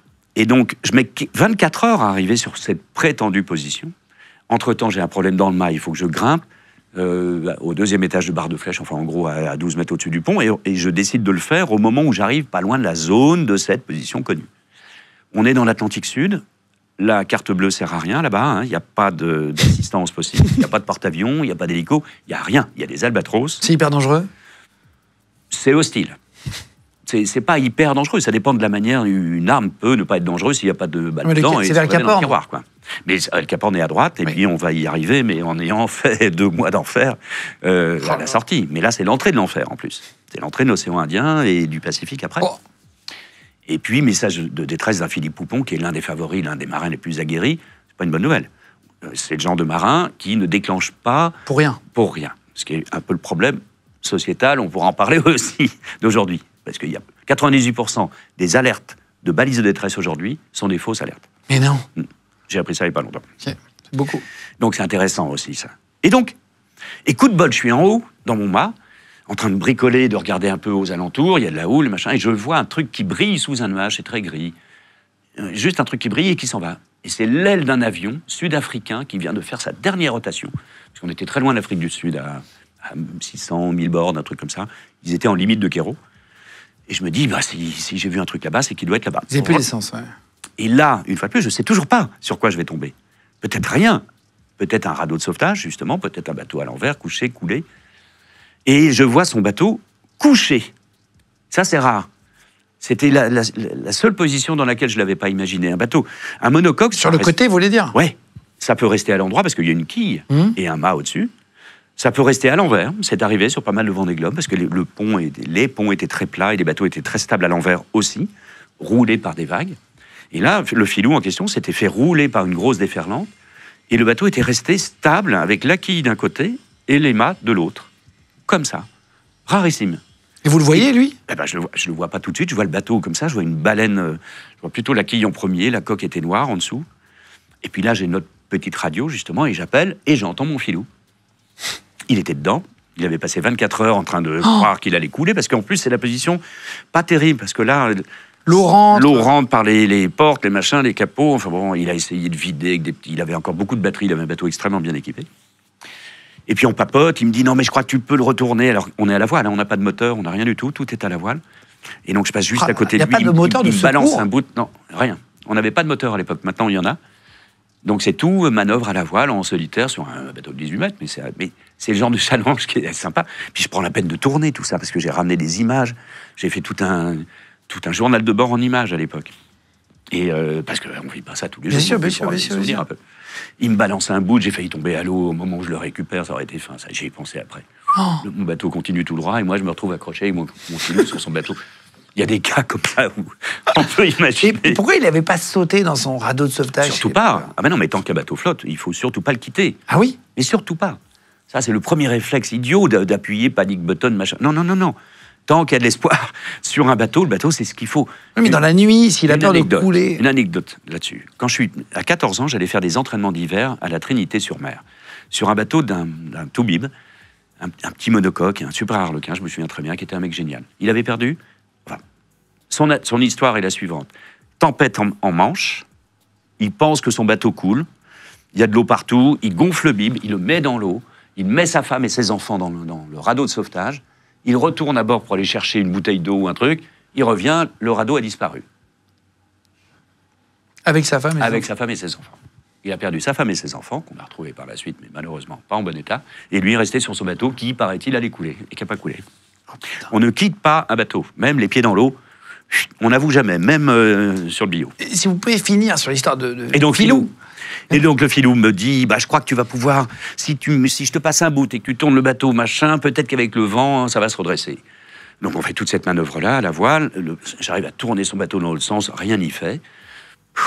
Là, on était un peu crevés, et on papote, et en fait, il a coupé le deuxième mât. À l'époque, ces bateaux quelques-uns étaient des ketchs. Un ketch, c'est un bateau qui a 2 mâts. Un grand mât devant et un petit mât derrière. Et il a rajouté ce deuxième mât au dernier moment, quelques mois avant le départ. Pour diverses raisons. Et en fait, ils n'ont pas rajouté du poids dans la quille. Donc le fait de rajouter un deuxième mât, ça alourdit beaucoup plus, ça déplace le centre de gravité du bateau. Mais il est resté stable. Moins comme stable. ça. Ouais. Et donc, on a convenu ensemble, les filous, ce serait pas mal si tu coupais ton artimon. Il l'a coupé, et le bateau s'est redressé. Alors, c'était le vaisseau fantôme, hein. On était chez Pirates des Caraïbes. Les voiles en lambeaux, parce qu'il y avait 24 heures comme ça. Et il est reparti en Afrique du Sud, il a abandonné, parce que le Vendée Globe, c'est une course dans laquelle on ne peut pas s'arrêter. Ah bon? On n'a pas le droit de faire escale pour réparer, pour quoi que ce soit. Si vous arrêtez, c'est fini. C'est fini. Et moi, il m'a peut-être sauvé. C'était la leçon du truc. C'est qu'à l'entrée de l'enfer, à l'entrée de l'océan Indien, de l'hémisphère sud, de ces 40e, 50e rugissants, hurlants, voire même la faune, Tous les noms sont pas bons. et ben, le Philippe Poupon, qui est dans cet état-là, m'a peut-être un peu calmé. Donc en gros, j'étais vraiment en régate, un peu au taquet de toute la descente, en survie pendant le sud, et re-régate en remontant. Et c'est Oh pour ça que là je finis deuxième. Félicitations. Tout ça en ayant sauvé quelqu'un. Vous êtes resté plus ami avec lui, après ça vous a rapproché de l'avoir sauvé? Vous êtes revus à terre? On se revoit régulièrement. On a forcément une relation particulière. Mais on se connaissait bien avant, depuis longtemps, et on se rencontre. Mais Philou, c'est un marin qui, depuis, a fait quelques autres régates, mais il est autour du monde sans arrêt. Ils ont fait un joli... il a, entre autres, avec Géraldine Danon, ils ont fait ce film sur Florence Artaud. Ils sont ensemble avec Géraldine et ils sont autour du monde avec leurs enfants et les enfants de Titouan depuis des années. Quand vous redressez ce bateau, vous prenez à la radio que c'est bon, il est sauvé? Oui. Ah oui. Et vous passez un peu de temps avec lui, vous mangez un truc? Non, j'ai pas que ça à foutre. Moi, j'ai un tour du monde à finir quand même. Donc, lui, il rentre. Et non, mais il me dit, je me souviens, et le Philou me dit, je te revaudrais ça, mon Lolo, un truc comme ça. Mais c'est marrant, ça soude. Hein. Ça soude, mais ça fait. Paradoxalement, une fois de plus, c'est le genre d'histoire qui se passe dans un endroit qui est assez hostile. Les autres hommes ou femmes sont à des milliers de kilomètres de nous. On est deux, quoi. C'est une histoire marrante, comme ça, sur le bateau. C'est vraiment superbe. Je vais vous poser des questions sur les rumeurs qu'il y a sur les marins, sur les navigateurs. Vous allez me dire si c'est vrai, si c'est pas vrai, ou si vous pouvez nous les expliquer. C'est assez intéressant. Quand on tape rumeurs, marins, navigateurs, voilà ce qui sort en gros sur Internet. Bon, tous les navigateurs boivent du rhum pendant leur voyage. C'est un truc que les gens aiment bien, boire une petite gorgée de rhum pour rester réveillé, etc. Non. Ça, c'est peut-être de l'époque. C'est peut-être de l'époque. Mes fameuses bananes flambées au rhum, j'avais une petite, comment on appelle ça, mignonnette, je crois. Pas plus. Non. Très rarement. On se partage le trophée Jules Verne, je crois. On est 14 à bord du plus grand trimaran du monde, dans les années en 2010, là. Au Cap Horn, on a dû se partager une petite fiole de whisky ou je sais pas trop quoi. Sinon, jamais d'alcool tout seul sur le bateau, c'est dangereux. Alors, à l'époque, un Tabarly, Éric Tabarly, le fameux, le grand Tabarly, buvait quasiment que du pinard. Mais lui, c'était sa manière de s'hydrater. Ah bon? Il buvait pas d'eau? Ça se faisait. Mais bon, quand on faisait son service militaire, on avait des clopes obligatoires. On nous filait des Gauloises toutes les semaines. Quelle époque? Changement d'époque. Non, mais c'est vrai. Et des clopes obligatoires, c'est incroyable. Ah oui, bien sûr. Les troupes. Ça se revendait. Ça se revendait, bien sûr. Les P4, non? Les troupes. Les troupes. Les navigateurs peuvent dormir uniquement par tranche de 20 minutes. Oui. Ça, c'est vrai. Bien sûr. C'est non seulement vrai, mais indispensable. Surtout en solitaire. Quand on est en solitaire, le sommeil, c'est l'arme absolue. C'est ce que dit Jason Bourne c'est un grand philosophe chinois, Jason, mais en tout cas, le sommeil est une arme, c'est vrai. Et le solitaire ne cherche... Son seul objectif de la journée et de la nuit, c'est de savoir quand dormir et comment dormir. Donc sans dormir, c'est déjà la plus grande des difficultés, puisque dormir, tout le monde sait faire, mais c'est l'endormissement, le plus dur. Donc raccourcir la période d'endormissement pour raccourcir la période de sommeil total, de telle façon pour plein de raisons. Parce que quand on dort, on se met en danger potentiel, on est moins attentif, évidemment, à ce qui se passe. Vous baissez les voiles pour aller moins vite? Non, on baisse pas les voiles, mais pour aller moins vite, oui, on règle les voiles différemment. C'est pas pour aller moins vite, c'est pour que ce soit moins dangereux. Alors sur un monocoque, les réglages de voiles sont quasiment les mêmes, mais on essaye de faire en sorte que le bateau soit à peu près équilibré. Oui, moins en équilibre. Pour que le pilote automatique fonctionne bien. C'est ça le truc. Les pilotes automatiques ont progressé, on parlera techno tout à l'heure, mais ont progressé de manière considérable. Il y a 40 ans encore, on était avec des petits machins mobiles, avec des girouettes, avec des bouts de ficelle qui touchaient la barre. Maintenant, ce sont des pilotes électroniques avec de l'intelligence artificielle, c'est un grand mot, mais enfin en gros, avec des calculateurs assez puissants, des centrales inertielles, ainsi de suite. Ça barre mieux qu'un barreur. à peu de choses près. Donc un marin du Vendée Globe aujourd'hui va toucher la barre peut-être 0,1% du temps. Par contre, on est tout le temps en veille, tout le temps en train de régler. On est tout le temps en train de régler les voiles, tout le temps, constamment. Donc dès qu'on dort, on va moins vite. Globalement, on va moins vite et on se met en risque. Quand on était en multicoque, en trimaran, un trimaran, contrairement à un monocoque, ça peut chavirer en quelques secondes. Si le vent force, le bateau se penche, gîte, et un trimaran, c'est beaucoup plus stable à l'envers qu'à l'endroit. Il n'y a pas photo, hein, donc vaut mieux éviter. Et le truc, c'est que donc en 10 secondes, je peux être à l'envers. Donc s'endormir, appuyer sur un bouton, en sachant que 10 secondes plus tard, je peux me réveiller à l'envers, ça veut dire que c'est déjà un peu stressant. Donc l'endormissement est difficile. Oh là là. En fait, l'endormissement, il est même contrecarré par un sentiment de culpabilité. Mais il n'y a jamais de sommeil profond. On dit qu'on dort 1h30. Profond. Ah bon? Ouais, en 20 minutes? Heureusement. Heureusement, on arrive à en faire. On fait des mini-tranches de profond. Comment vous savez, ça c'est des capteurs Moi, j'ai jamais fait avec les électrodes dans le cul. Non, ça c'est le genre de truc. Mais les jeunes ont... enfin, les nouvelles générations ont heureusement bien fait analyser leur sommeil. Et on sait qu'on en fait. Heureusement, d'ailleurs, sinon on ne récupérerait pas. Est-ce que les capitaines de bateaux, il y a beaucoup de marins, doivent couler? Ça, c'est un truc qui a toujours été... avec un bateau, si jamais il y a encore du monde dedans, ils doivent rester dans le bateau. Non, ça se faisait à l'époque où l'honneur était encore une valeur sûre, mais... Mais ça, c'était une vraie... Oui, je crois, mais ça se faisait, alors je ne sais même pas. À l'époque du Titanic, tout ça, on le voit dans le Titanic. Oui. J'imagine que c'est pour ça qu'il y a eu C'est vrai. Ça veut dire que tous les ministres de l'économie devraient couler à chaque fin de gouvernement, quoi. En gros. Non, c'est pas le cas, la preuve. Tous les navigateurs sont superstitieux avant de prendre la mer. Est-ce que c'est vrai qu'il y a beaucoup de superstitions? Alors, chez les marins, comme dans beaucoup de corporations, il y a plein de superstitions. C'est le genre de trucs, quand c'est pas une religion, c'est de la superstition ou les deux mélangés. Mais chez les marins, oui. C'est quoi la superstition? Il y a encore. Alors, la vraie superstition, mais moi, je me suis vacciné pas mal. En gros, la première réponse de plein de marins, c'est de dire qu'ils ne sont pas superstitieux parce que ça porte malheur. Donc ça, j'aime bien ça. Et la deuxième, en ce qui me concerne, c'est alors, la vraie superstition, c'est le lapin. J'ai le droit de le dire. Mais on ne parle pas de lapin à bord d'un bateau. On parle du cousin du lièvre, on parle de... C'est vrai? Ouais. Mais le lapin, pourquoi? Parce que c'est un rongeur. Et à l'époque où les bateaux étaient en bois, en chanvre, et puis qu'on emmenait des lapins pour se nourrir, parce que c'est l'une des protéines qui se reproduisait le plus vite, donc on en emmenait, ça pullule, pas que, et ça finit par ronger les cordages, les machins, et ça tombe. C'est un peu l'explication technique. Mais si vous baptisez, enfin, vous baptisez pas, si vous mettez un bateau à l'eau un vendredi, et que vous parlez de lapin, il n'y a plus un pêcheur qui sort du port. Du tout, encore aujourd'hui. Et alors là, j'ai une anecdote marrante sur les lapins. Donc, pendant des années, avec ma femme, et puis tout seul, j'aimais pas du tout qu'on parle de lapin. À tel point que le premier Vendée Globe et mes courses suivantes, elle regardait dans les bouquins d'enfants, parce que pendant ce premier Vendée Globe, j'ai été papa. Donc forcément, j'avais déjà des petits machins. Dès qu'il y avait un lapin dans un petit bouquin, dès qu'il y avait... elle regardait toutes les pages, ou une boîte de cornflakes, je ne sais trop quoi, s'il y a un petit animal qui ressemble à ça, débarqué. C'est vrai? Ah oui. Et un jour, avant ce premier Vendée Globe, on fait une transat en double, sur le bateau sur lequel je vais faire ce tour du monde, 6 mois plus tard, on est à 2, avec un Marseillais, un copain qui s'appelle Jacques. Première nuit, on a plein d'emmerdements sur ce monocoque, les ballasts qui fuient, enfin, que des galères. Et je le vois dans la lumière blafarde du peu de lumière qu'on a sur les bateaux la nuit, je vois sa tête qui arrive là, il me dit, tu sais pourquoi on a des emmerdes à bord? Avec son accent. Je lui dis, non, je sais pas, Jacques. On a des milliards de bêtes à la Rému. On a des milliards de bêtes. Et là, il me montre des rouleaux d'essuie-tout. On avait des tonnes pour faire l'aller et retour, justement 2 transats, parce qu'on faisait l'aller en double jusqu'à Saint-Barth et le retour en solo pour moi, qu'avec des petits lapins partout sur les rouleaux. On a des milliards de bêtes.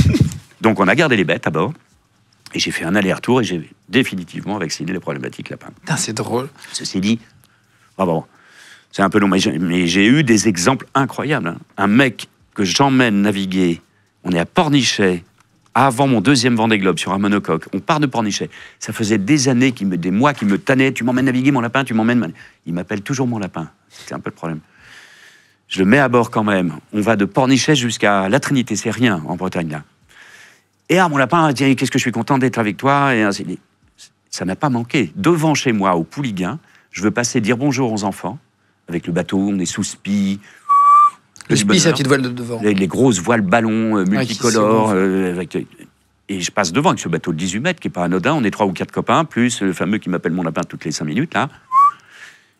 Et devant chez moi, au Pouliguen, je touche un caillou. Ah là là.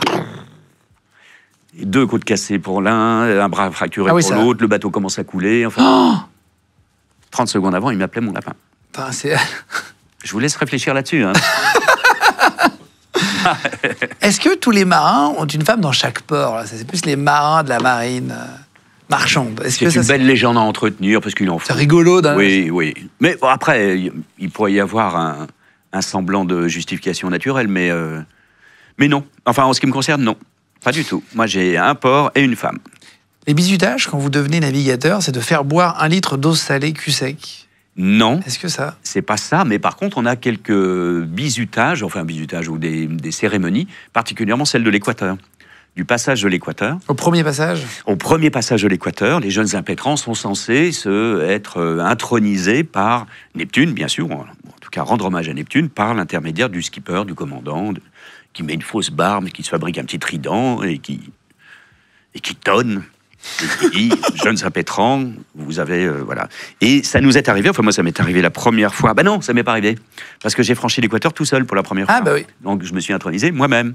Mais par la suite, mon deuxième tour du monde, qui était en équipage justement, là j'avais eu la chance de franchir l'équateur déjà, et donc j'ai intronisé les petits gars. Mais sauf qu'à c'était une course qui avait été organisée par mon grand frère, qui s'appelait The Race. On est parti le 1er janvier 2001, le 1er janvier du 3e millénaire, de Barcelone. On faisait le tour du monde, que sur des gros multicoques énormes, et on devait revenir à Marseille. Et à l'aller, on était en vraie régate contre un autre bateau, donc on n'a pas fait l'intronisation, on n'a pas eu le temps, on n'avait pas la tête à ça. Par contre, au retour, on était 2e, un peu loin derrière les premiers. Allons-y, pas un pet de vent. On est au large du Brésil, donc, entre le Brésil et l'Afrique. Il y a l'équateur qui est là, on le franchit, et les jeunes impétrants, il y en avait 5 ou 6, on les macule d'huile, d'huile d'olive, de cornflakes, de ketchup, enfin ça c'est gentil comme tout, mais bon c'est marrant à faire.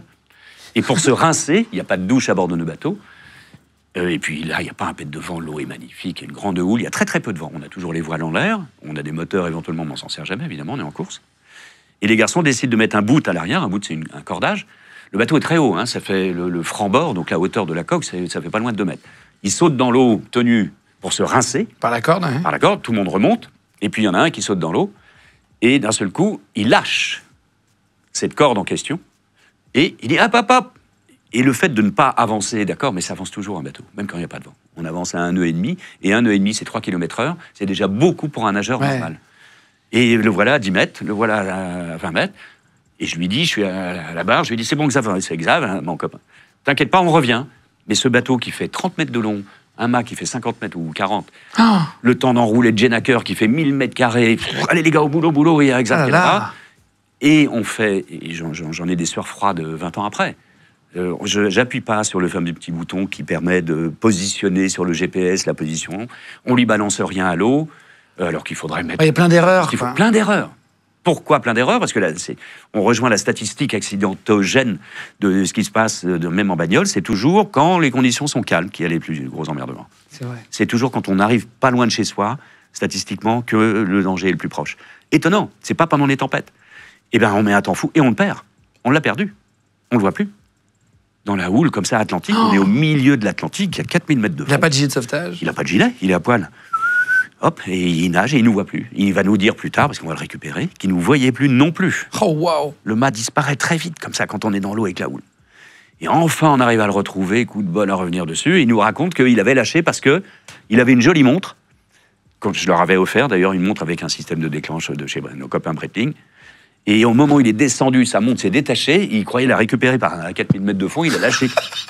Moi, j'ai failli lui en mettre une. Enfin, comme il est 4 fois plus costaud que moi. Et vous l'avez perdu combien de temps? Ah, il est resté au moins 20 minutes dans l'eau, je crois. Là, vous les avez déjà peur, là. Énorme. Ouais, la mer, ça rigole pas, quand même. Non, ça rigole pas. Il n'y a pas le droit à l'erreur. Il y aurait une semaine, dans une des dernières, il y a plusieurs rumeurs, mais il y aurait une semaine de sas pour un navigateur quand il rentre d'une course en solitaire, pour ne pas dormir avec sa femme tout de suite, parce que il y a des mouvements, des réflexes qui peuvent parfois amener à faire un coup dans le lit. Ça, c'est vrai. Alors, non, mais il n'y a pas une... C'est pas... Non, mais c'est genre une semaine de réhabilitation naturelle. Un petit peu, oui, c'est vrai. Alors, pour mon épouse, elle le sait, c'est dangereux. Particulièrement sur les transats. Alors, c'est pas forcément les tours du monde, bizarrement. Parce que sur la durée, je pense qu'on a le temps Déjà, le classement d'un tour du monde est fait assez longtemps avant l'arrivée. Ce qui fait qu'on a le temps de s'habituer dans tous les sens du terme, sauf s'il y a... Et puis ça dépend sur quel bateau. Mais en gros, sur un multicoque en solitaire, je vous disais tout à l'heure que ça peut chavirer en quelques secondes, donc on est vraiment en état de survie permanent pendant des semaines. En état d'alerte, quoi. En état d'alerte constant comme ça, à l'écoute, en permanence. Et le moindre bruit, tous les sens sont en action et en alerte. Et ce qui fait que quand on se retrouve au calme, enfin dans une chambre d'hôtel aux Antilles ou ailleurs avec son épouse à côté, il y a des moments où moi je cavale en pleine nuit C'est vrai pour aller prendre des riz, réduire la toile du rideau de l'hôtel, quoi. Et on est extrêmement... Ah, vous vous levez. Donc c'est vrai que mon épouse a subi quelques... Elle le sait, elle se pousse un petit peu, elle le sait. Elle sait qu'il faut se calmer. Mais les coussins entre vous. Voilà. Premiers jours. Mais donc ça c'est réel. Oui, ça c'est réel. Temps d'adaptation. C'est particulièrement, je pense, sur les courses en solitaire en multicoque, il me semble. Et en monocoque aujourd'hui, d'ailleurs, qui vont tout aussi vite. Qu'est-ce que vous mangez sur une transat, sur une course qui va durer longtemps, comme le Vendée Globe, etc. Qu'est-ce qu'on mange en tant que marin?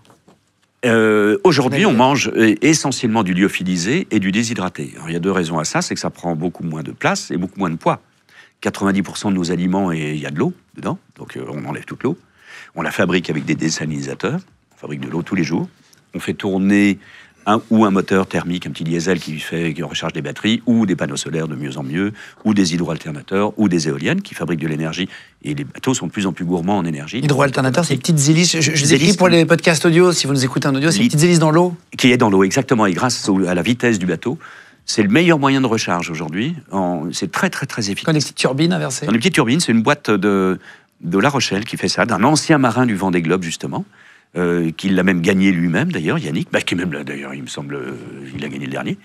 C'est des éoliennes maritimes. Ce sont des mini... Alors, les pales sont beaucoup plus petites, évidemment, parce que la densité de l'eau est plus importante que l'air. C'est des petites hélices, comme ça. Et ça fait une dynamo.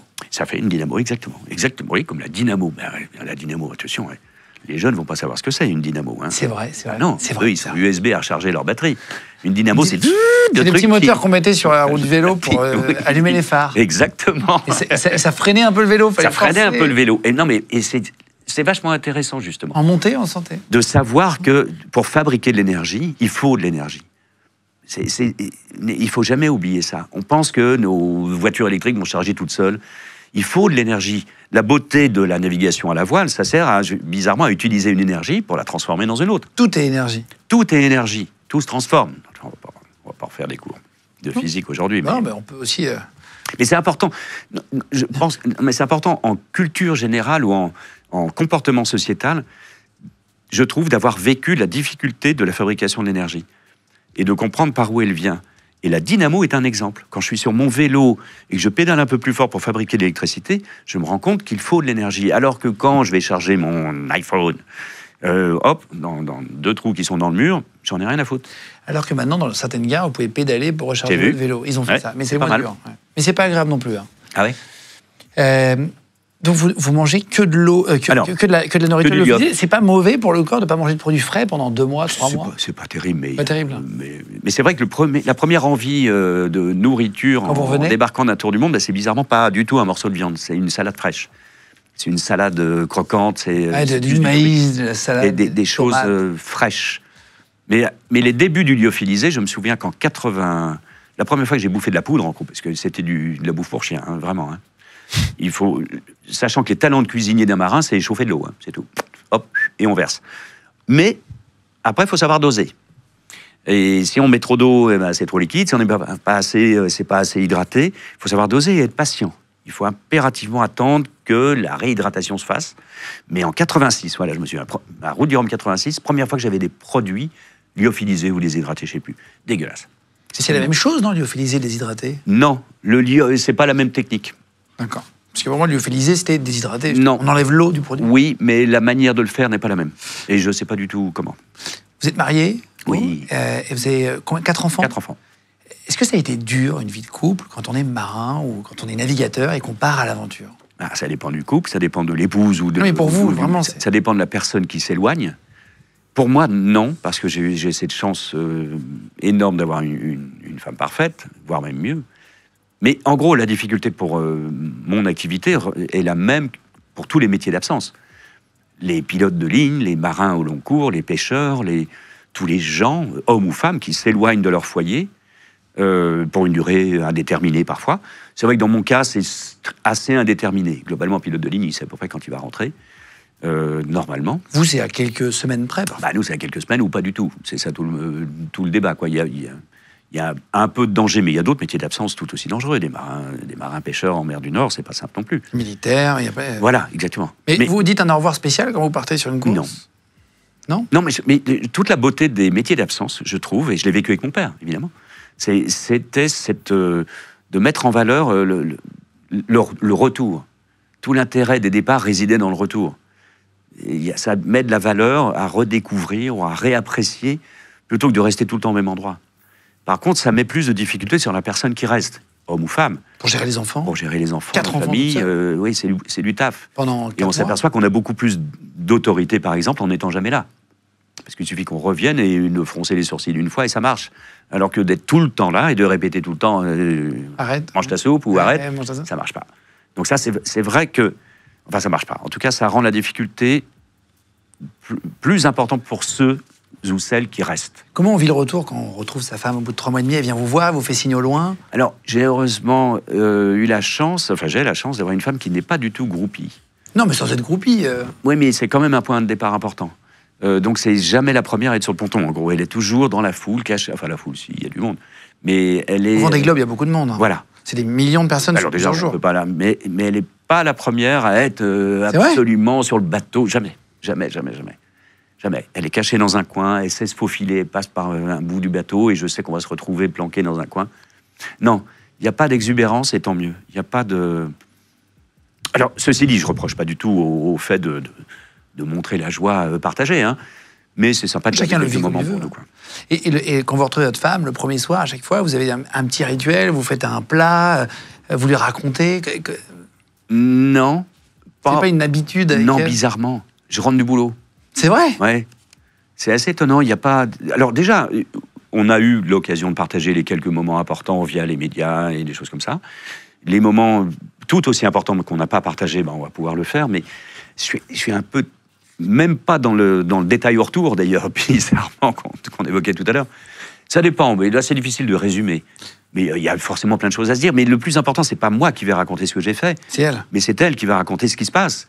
Plus. C'est ça ce que j'ai pas vécu. Elle a déjà un peu vécu ce que j'ai vu ou ce que j'ai fait justement par l'aventure plus ou moins partagée par les médias. Vous l'avez appelée déjà en course? Très peu. Par exemple, si vous partez pour son anniversaire, vous pouvez lui laisser un message par un moyen? Maintenant, c'est faisable, évidemment, c'est trop facile. Mais c'est trop facile, je trouve. Mais heureusement, elle a été nourrie par la même absence de nouvelles lors de mes premières transats, quand on était déjà ensemble. Donc, elle est parfaitement habituée à ça. On n'est pas du tout du style à s'appeler tous les jours, loin de là. Même quand vous êtes en mer? Surtout quand je suis en mer. Ouais. C'est une bonne excuse, déjà. Est-ce que ça permet pas au couple de durer plus longtemps aussi, l'absence? C'est une bonne question. Moi, je pense que oui. Parce qu'on a l'impression qu'on se manque. L'exemple tout simple de mes parents, mon papa, capitaine au long cours, est avec ma maman pendant, je sais pas, 30 ans ou 40. Et quand il débarque, il s'installe au Havre. Déjà, il y a peut-être une relation que vous avez faite, mais... et il se retrouve à terre. Voilà, il n'est plus dans son métier de marin avec l'absence. Boum, ils sont séparés 6 mois après. Oh, wow. Bon, c'est que ma maman était peut-être pas supportable non plus, hein, mais non, mais elle est toujours là. Mais si, je pense que le mouvement, de toute façon, c'est la seule manière d'être équilibré, c'est d'être en mouvement. Un vélo à l'arrêt, ça tombe, donc il faut bouger. Bien ça. Donc c'est pas... il faut au moins que l'un des deux bouge, me semble-t-il. Il faut s'éloigner pour se rapprocher. Ça, je trouve. J'avais écrit une très belle phrase, paraît-il. Mais ce premier Vendée Globe m'avait un peu inspiré, on a que ça à foutre, hein, pendant 110 jours. On est un peu proche des étoiles, on fume rien, mais enfin, en gros... Et s'éloigner de tout rapproche de l'essentiel. Ça voulait rien dire, moi je trouve ça joli. Ah, c'est vrai. C'est bizarre. Et d'ailleurs, mais c'est vrai qu'on s'en aperçoit. Le nombre de gens qui apprécient, à juste titre, d'aller en montagne, d'aller en retraite, d'aller dans le désert, de s'éloigner, bizarrement. Pour avoir envie de retrouver voilà. Son cocon. Ouais, pour se retrouver un peu plus proche. Ouais. Après un de vos abandons, vous allez rentrer chez vous, vous allez installer Virtual Regatta, vous allez le faire. C'est un jeu, ça. Virtual Regatta. On est partenaires en plus. On a fait la course légende avec exactement les voiles logotés légende, etc. Il y avait un classement légende. Il faut le faire. Virtual Regatta, c'est une course virtuelle. Oui. Donc, il y a tout le monde qui peut jouer. C'est 1 million de participants, c'est énorme tous les 4 ans. Et c'est une course virtuelle où vous êtes connecté et tous les jours, vous allez réajuster. Est-ce que vous êtes aussi bon en virtuel? C'est hyper intéressant. Est-ce que, par exemple, vous qui êtes très fort sur la mer, est-ce que vous êtes bon sur Virtual Regatta? Pas du tout. Enfin, pas du tout. Il y a 2-3 petits trucs, mais Virtual Regatta, depuis le début, je connais bien la personne Philippe Guigné qui a créé ce jeu, il y a 20 ans maintenant, je crois. Un carton. Hein. Un carton sur le Vendée Globe, mais pas seulement, toutes les courses. Et avec Philippe, on a fait plein de premières ensemble, avec Virtual Regatta. Donc c'est vrai que j'ai été le premier skipper à commencer un Vendée Globe réellement et à le finir virtuellement. Il n'y en a pas beaucoup à faire ça. C'était mon dernier Vendée Globe en 2008, sur Gitana Haïti, l'écurie du baron de Rothschild, que je dirigeais. Et sur ce bateau, je suis en tête pendant les 25 premiers jours. On arrive à l'entrée de l'océan Indien, pas loin des îles Kerguelen, et là, je démate. Boum, une fois de plus. Et c'est dématé, ouais. Dématé. Le mât casse, et je mets 3 semaines à rallier l'Australie avec un gréement de fortune, on appelle ça, fabriquer un mât avec des morceaux, à mettre un bout de voile à la Ulysse, et puis 3 semaines pour traverser tout l'océan Indien. Je rentre le 1er janvier 2009, et là, j'appelle tout de suite les gens de chez Virtual Regatta, en leur disant où est le paquet là. Et en fait, il y avait eu tellement de monde à s'inscrire sur Virtual Regatta cette année-là qu'ils n'avaient pas pu accepter tout le monde. Ils avaient fait péter les serveurs, les machins. Et ils avaient refait un deuxième groupe de coureurs, à tous amateurs évidemment, en disant vous inquiétez pas, on va vous replacer pas loin derrière les premiers, au milieu de la flottille, tous ensemble. Et coup de bol, je suis arrivé, revenu en France à ce moment-là. Donc, j'ai dématé au Kerguelen et j'ai repris la course virtuellement quelques milliers de kilomètres plus loin, pas loin de l'Australie, avec tout le paquet. Incroyable. Et je l'ai fini. Il y avait une vraie envie de finir un peu, parce que ça faisait la deuxième fois que j'abandonnais un Vendée Globe, en fait. Mais vous êtes quand même dans les meilleurs en virtuel ou pas? Non. Alors, j'en ai eu la preuve bien avant ou bien après, avec toujours Virtual Regatta. On a organisé un truc quelques années avant. À l'époque, c'était que virtuel, évidemment, que des skippers réels, mais enfin des skippers, en tout cas, pas des abonnés, mais enfin des joueurs, pardon, qui jouent. Et on s'est dit, avec Virtual Regatta, on va essayer de faire en sorte de mettre un vrai marin. Et on va faire un challenge. Tous les joueurs de Virtual Regatta vont se mesurer au vrai marin, c'était ma pomme. Et on a fait une course que j'avais déjà gagnée réellement, de La Baule à Dakar. Toutes les options étaient obligatoires, donc il fallait payer un petit peu, justement, parce que les options sont payantes pour améliorer le bateau, machin. Donc il y avait une sorte de cagnotte de tous les joueurs qui allaient jouer contre moi, et l'idée, c'était que tous ceux qui finiraient devant moi se partageaient la cagnotte. Alors là, ça a été génial. Donc ils voulaient... Ils voulaient tous être devant vous? Eh ben non, ils voulaient pas tous être devant, justement. Ils voulaient tous m'aider, tous ceux qui étaient devant moi voulaient tous m'aider à ce que j'avance plus vite, pour qu'il y ait moins de monde à se partager la cagnotte. Donc ça fait des messages H24 de mecs ou de nanas qui me disaient tout le temps, alors attends, il faut que regarde, tac, tac, tac. Et les mecs sont super pointus. Les bons sont super pointus. Mais il faut être dessus minute après minute, tout le temps. Donc ça me rappelle trop le bureau pour que je sois... Non, c'est un boulot de dingue. Vous avez votre bateau qui s'est mis à couler au bout de 5 jours. Ça, c'était le deuxième Vendée Globe, justement. Qu'est-ce qui se passe quand le bateau coule? Il y a une procédure, vous disiez ça? Alors, couler, ça veut dire quoi? Ou bien... On voit que ça prend l'eau. Oui, non, mais ou bien il y a un gros choc ou un orque, c'est arrivé, ça, je me souviens. Dans les années 80, il y a un bateau en bois moulé d'un Italien. Je me souviens très bien, à l'époque, ça m'avait fasciné. Et ils se sont fait défoncer leur bateau par un orque, des orques, comme ça. Et ça revient d'ailleurs à Gibraltar depuis pas mal de mois, ou même d'années. On a de plus en plus d'attaques d'orques sur des bateaux qui tapent dans les safrans. Il y en a un qui a coulé il n'y a pas longtemps. Donc ça peut être brutal. Boum, un trou dans la coque, un gros trou, et puis on coule. Dans le cas du deuxième Vendée Globe, on est en 92, un truc comme ça. Je suis sur un bateau tout neuf, un des rares bateaux neufs que j'ai fait. Et au bout de 5 jours, le bateau a pelé. Je me suis retrouvé avec la moitié du bateau rempli d'eau. Il y a des cloisons étanches. Un peu comme les Titanic, mais ça marche un peu mieux que le Titanic, globalement. Si ça dépasse pas le niveau, mais enfin, elles vont jusqu'au haut, jusqu'au pont. Et j'ai ramené le bateau, mais j'ai pas pu repartir. À moitié en coulant? Ouais. Vous n'avez jamais déclenché le radeau de sauvetage gonflable? Non. Jamais? Non, je me suis jamais retrouvé dans un radeau de sauvetage. Qu'est-ce qu'il y a dans ce radeau? Il y a de quoi manger pour tenir? Oui, ouais. C'est bien foutu, hein. C'est étonnant. Alors, on est obligé, théoriquement, enfin, c'est même pas théoriquement, tous les 5 ans, de renouveler un truc de faire valider non seulement le radeau lui-même, mais sa capacité à pouvoir le déclencher, tirer sur des balises, se réparer soi-même. On fait des stages de survie. Ça ressemble à une valise blanche à l'arrière. Ouais, c'est un gros caisson blanc. On tire sur un bout comme ça, où on amarre le bout au bateau et on le lance. Et il y a des bouteilles sous pression qui vont gonfler la superstructure. Et donc, dedans, il y a de la bouffe, du biscuit, super vitaminé, de l'eau. Oui, il y a de quoi tenir quelques heures, quelques jours. Il y a de quoi il y a des records. Hein. Il y a de l'eau. Il y a de l'eau, il y a du matériel de pêche, il y a un miroir de signalisation qui permet de renvoyer le soleil. Renvoyer un signal. Il y a une corne de brume pour... Bon, en gros, c'est bien de pas y être, quoi. Oui, c'est mal. Bien. Mais ça a sauvé beaucoup de gens. Beaucoup. Et il y a des familles, il y a des histoires incroyables de bouquins que je lisais il y a très longtemps dans la collection Artaud, qui a tous ces bouquins d'aventures maritimes qui sont géniaux, qui sont assez géniaux. Des gens qui sont à la famille Robertson, je crois que c'est 45 jours ou 120, je ne sais plus, mais enfin, un truc de dingue. Est-ce que vous avez déjà eu peur en mer avec un problème de santé ? Ça peut arriver aussi. Oui, un particulièrement. Heureusement, j'en ai rarement eu. On disait tout à l'heure, j'ai fait ma première transat, j'avais 19 ans, puis la deuxième, pour payer mes dettes, parce que il fallait un peu se débrouiller, j'ai fait un convoyage d'un bateau pour un propriétaire. Donc j'ai 20 ans, et j'emmène un bateau qui fait 10 mètres 50 de long, du Pouliguen, là où j'habite, jusqu'en Guadeloupe. Un bateau à voile. J'y vais tout seul, parce que pour le coup, là, j'étais payé pour le faire. Pour faire un convoyage, ça existe toujours, hein, comme métier, hein, des bateaux, des convoyeurs.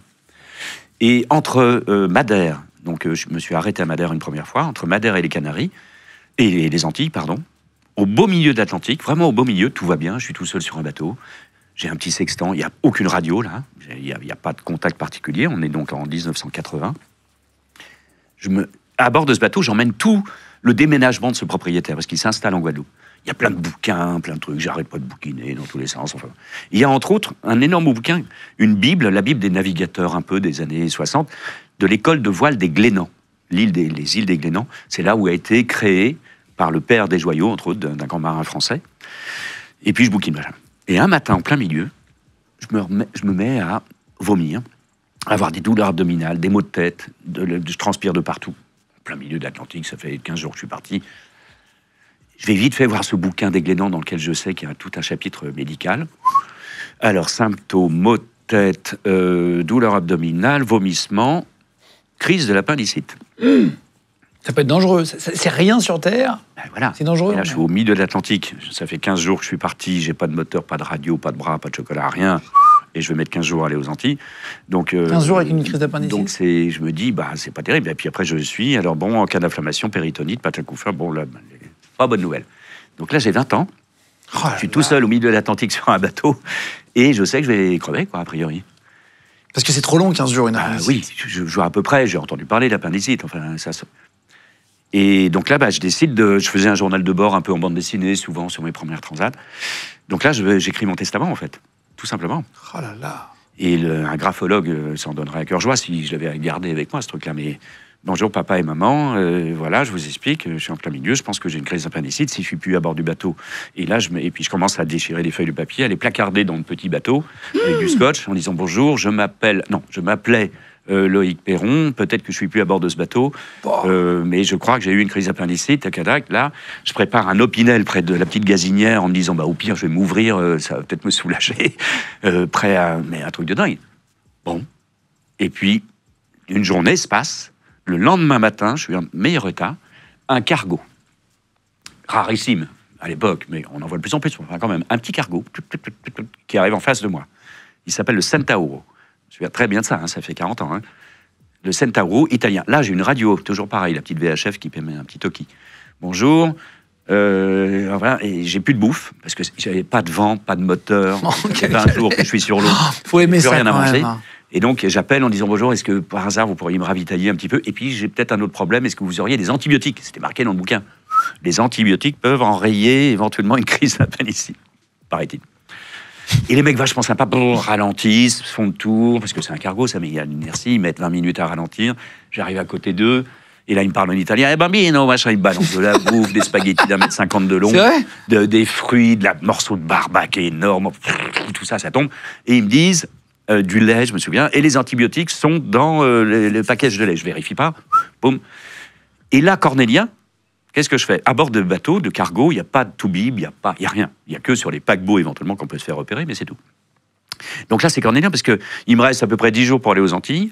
Si j'embarque avec eux, je laisse le bateau tout seul, parce que j'avais déjà tout préparé, le pilote automatique, les voiles dans l'axe, tout. Le bateau pouvait traverser, et il allait quelque part du côté ouest. De toute façon, naturellement, avec les vents dominants, avec les alizés, ça va toujours par là-bas. Donc quelqu'un l'aurait retrouvé avec moi à bord ou pas. Ça, c'était fait. Mais après, je me dis, bon, si je vais avec eux, bah, dans une semaine, je suis à Gibraltar, mais donc dans une semaine, je vais là. C'est pas terrible. Donc je leur dis, bah non, bah, tout va bien. Et je donne le numéro de mes parents. Ils pouvaient appeler via Saint-Lys Radio avec leur radio, en disant, tout va bien. C'est vrai? Tout va bien. Et là, je les abandonne. Sans être sûr que tout va bien? Eh ben non. Et là, je vois ce cargo Centauro, je vois très bien le tableau arrière, hein, qui s'éloigne vers Gibraltar, et moi, bah, je reprends ma route vers les Antilles. 3 jours après, j'avais oublié. Les antibiotiques, ils étaient injectables, j'avais pas d'aiguille. Donc, basse cosy, et puis voilà. Et puis... Vous êtes tenu? Eh oui. Et vous êtes fait opérer à l'arrivée? 1 an après. Ah, waouh! Ouais. Ça s'est calmé tout seul? Oui, c'était une sorte de calcul que j'ai eu par la suite, d'ailleurs. Putain. Incroyable. Donc ça, oui. Passionnant, ça. Hein? Oui, mais enfin, en tout cas, ça forme la jeunesse. Hein. Le truc, alors bon, ceci dit, la jeunesse aussi en temps de guerre, c'est encore pire. Hein, mais là, c'était un moment d'une vie où le choix était intéressant, je trouve. C'est ça ce qui m'a marqué. Ouais, c'est le choix qui fait. Le choix. Faire. Il y avait un choix, mais le choix n'était pas évident d'ailleurs, parce que pour le coup, dans les 2 cas, donc là, j'ai choisi j'ai été payé pour emmener un bateau de l'autre côté de l'Atlantique, voilà, il faut continuer. Magnifique. Merci pour cette anecdote. La navigation la nuit, est-ce que c'est beaucoup plus difficile que la journée? Ou est-ce que quand tu n'avais pas trop d'appareils, ou maintenant que c'est vraiment la technologie a évolué, c'est à peu près la même chose? Alors c'est forcément un peu plus difficile la nuit. Parce que tu vois moins, évidemment. Tu vois moins les vagues arriver, tu vois presque mieux les bateaux, paradoxalement, parce que maintenant ils sont à peu près tous éclairés. Mais c'est un peu plus... T'es moins alerte. Et puis au moment où tu te réveilles, t'as pas tout de suite le coup d'œil général. Parce que c'est comme ça que ça se passe, ce fameux sommeil qui est vraiment la denrée la plus indispensable. Tu fais des micro-flashs comme ça, de quelques minutes, parfois 20 minutes, hop, et quand tu te réveilles, il faut faire un tour de tout ce qui se passe, boum, boum, boum. Oh. Puis s'il fait jour, on peut se rendormir très vite, en fait. Et tant que le bateau va bien, qu'on n'est pas en danger, qu'on est efficace, c'est surtout ça. La nuit, c'est moins facile. Et je me souviens, il faut être vu aussi par les autres concurrents, par les autres bateaux. Donc on a des petits flashs qui flashent en haut des mâts. Et ça, c'est ce qui est le plus visible par les autres cargos. On a aussi des systèmes maintenant, heureusement, avec des ordinateurs, des machins, avec la position de quasiment tout ce qui flotte, tous les bateaux. Ça s'appelle les AIS, c'est des petites balises qui positionnent les bateaux les uns par rapport aux autres. Et donc, sur nos écrans, c'est pas mal. Mais il y a une déformation professionnelle chez les marins aujourd'hui. Ils ne font confiance qu'à leur écran. Donc en gros, et les bateaux qui vont de plus en plus vite sont de plus en plus protégés. Donc on a des cabines qui recouvrent maintenant la totalité des cockpits. On fait les manœuvres abritées. Donc les marins arrivent blancs comme linge parce qu'ils voient même plus le soleil. Ils regardent même plus les étoiles. C'est pas un discours de vieil ancien combattant, mais il est vrai que il y a une évolution, et j'étais parmi l'un des premiers d'ailleurs à m'abriter, à faire un système à glissière pour faire une cabine un peu modulable sur mon dernier Vendée Globe d'ailleurs. Maintenant, c'est tout protégé. On fait confiance qu'à l'écran. On voit toutes les positions des bateaux. Donc, nuit ou jour, il y a toujours la lumière à l'intérieur. On regarde rarement dehors. C'est une évolution. Après, avant, en tout cas, on n'avait pas d'abri. J'avais pas de petit flash là-haut. Je me suis fait une grande lampe torche sur mon petit trimaran lors de ma première route du Rhum, ou la deuxième. Et j'avais une sorte de flash comme ça, mais que je pouvais amarrer qu'au-dessus de la tête. Ce qui fait que la nuit, quand je dormais un petit peu et que je me réveillais, je prenais 2 flashs dans la gueule. Alors là, je voyais encore moins tous les cargos, éventuellement, le temps de m'habituer à la lumière un peu forte. Et bizarrement, la nuit, il faut surtout pas de lumière. Surtout pas. Vous qui avez fait plein de fois le tour du monde, vu plein de choses, hein, quelle est la plus belle chose que vous ayez vue sur Terre? En mer? C'est pas la durée qui fait la valeur des choses, ça n'est pas la vitesse non plus, ça n'est pas la taille du bateau, c'est pas la taille des oreilles qui fait qu'on entend le mieux, bizarrement. Donc le superlatif, il n'est pas associé à quelque chose d'exceptionnel. Il n'y a pas un seul coucher de soleil identique, il n'y a pas une seule vague qui est la même chose, mais rien que le vol des albatros dans le Grand Sud, ou les icebergs peut-être. C'est le plus impressionnant. Les icebergs du premier Vendée Globe, parce que maintenant il y a une limite on connaît la position des icebergs de mieux en mieux avec les satellites, les machins. Et donc, le comité de course interdit à toute la flotte d'aller trop au sud. Et dans Virtual Regatta, pour tous les joueurs, vous verrez, vous n'aurez pas le droit d'aller franchir cette limite vers l'Antarctique. Ça, c'est dingue. Les icebergs, c'est dingue. Vous avez vu l'eau phosphorescente, bleue, là? Oui. Il y a eu, si, je me souviens d'une nuit, j'en ai parlé il n'y a pas longtemps, je ne sais plus qui. Souvenir, je suis avec un propriétaire j'ai 18 ans, pareil, je suis parti chez mes parents, et je suis avec un propriétaire sur son bateau en Méditerranée. On a subi une tempête, on est parti d'Ibiza. Pendant 2-3 jours, on est à la dérive au large de la Tunisie ou l'Algérie. Plus de vent, comme en la Méditerranée, c'est très bien faire ça, d'un seul coup tempête, puis d'un seul coup plus rien. La nuit, on est au bout d'une semaine. On est planté, plus d'essence, plus rien, mais tout va bien. Avec ce petit monocoque, au milieu de la Méditerranée, il n'y a plus un pet de vent. L'eau est parfaitement immobile, mais rien, à perte de vue. Un lac. Un lac, il y a la voûte céleste au-dessus de nous, et son reflet exact en dessous. On est au milieu d'une sphère céleste. Truc de dingue.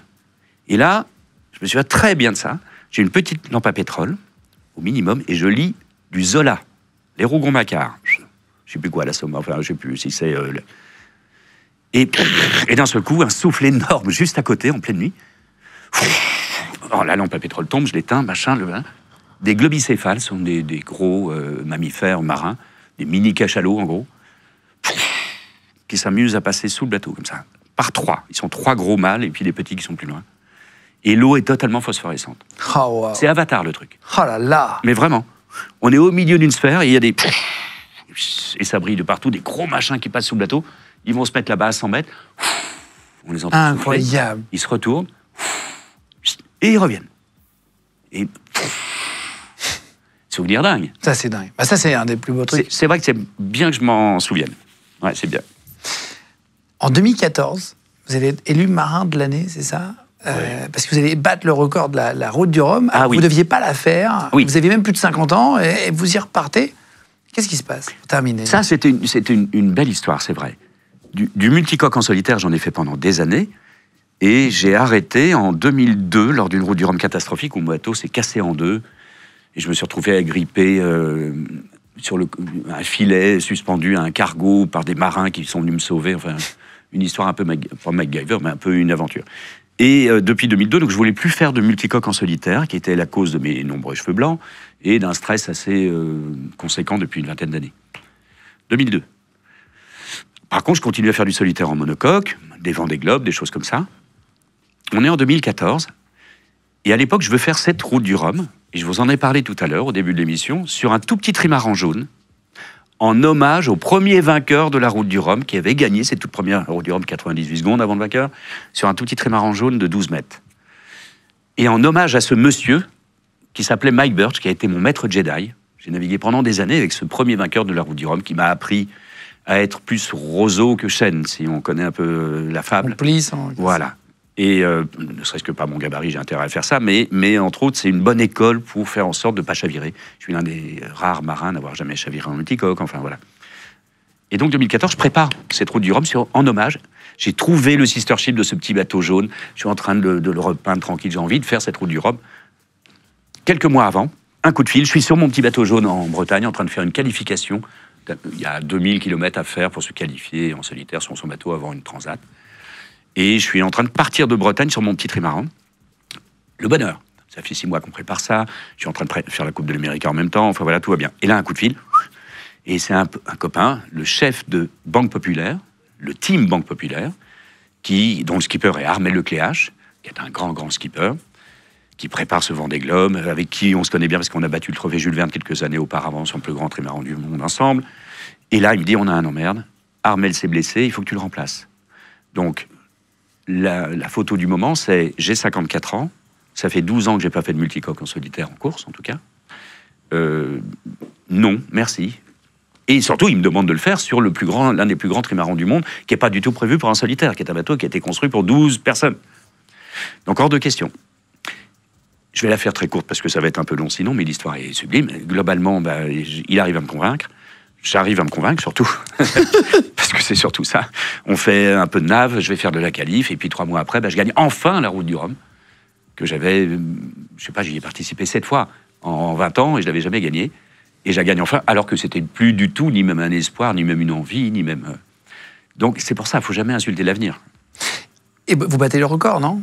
Oui, ça ne veut rien dire un record. Quand on est en course, ça ne présente pas trop d'intérêt. En course, l'idée, c'est de finir avant le second. D'accord. Peu importe le temps qu'on va y mettre. Un des coups durs de votre métier, la difficulté, c'est le danger. On disait, vous avez perdu un ami, Laurent Bourgnon, en 2015. Ouais. Et vous avez failli faire drop le jeu en oui. Vous avez été contacté, c'est ça? Il y avait Florence Artaud. Il y avait Florence qui malheureusement disparaît pendant ce jeu. Oui.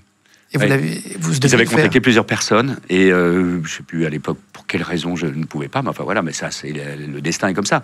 Mais c'est vrai que dans l'histoire des marins des 40 dernières années, j'ai perdu pas mal de copains ou de marins en mer pendant leur activité. Mes deux amis proches et mes meilleurs ennemis, je disais souvent, à propos de Laurent en tout cas, on s'est bagarré énormément pendant de nombreuses années. On a fait progresser toute la technologie, la manière de naviguer en multicoque, en solitaire ou en équipage de manière considérable. On a beaucoup amené tous les deux, parce qu'on s'est mis sur la tête. Ben voilà. Lui, il disparaît pas en mer.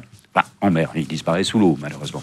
Et Florence, en l'air, dans un hélico. Donc voilà, mais c'est la vie. Qu'est-ce qu'il a eu, Laurent Bourgnon? Il a eu un problème... Laurent, lui, il a fait de la plongée. Il faisait beaucoup de plongée depuis des années. Il était dans le Pacifique. Et il fait, a priori, il refait une plongée fatale de nuit en solo, ce qui n'était pas tout à fait idéal d'un point de vue norme de sécurité. Mais c'était Laurent. Maintenant, vous avez fait tout ça. Vous avez quand même 40 ans, grosso modo, de carrière, là? Première transat, oui, c'est ça, 79, ça fait ça. Qu'est-ce que vous avez envie de faire, là? Qu'est-ce qui vous manque? Qu'est-ce que vous n'avez pas encore fait, que vous aimeriez faire? Moi, en fait, je disais souvent, et c'est encore le cas, que ma spécialité, c'était d'être généraliste. Donc j'aime bien toucher à tout, plutôt que de me spécialiser. Il faut des spécialistes dans tous les domaines. Heureusement qu'on a des gars et des jeunes filles qui nous aident, qui sont spécialisés. Mais j'aime bien avoir un regard plus large sur les choses. Donc j'arrête pas de bosser, en fait. Enfin, de bosser, de me passionner.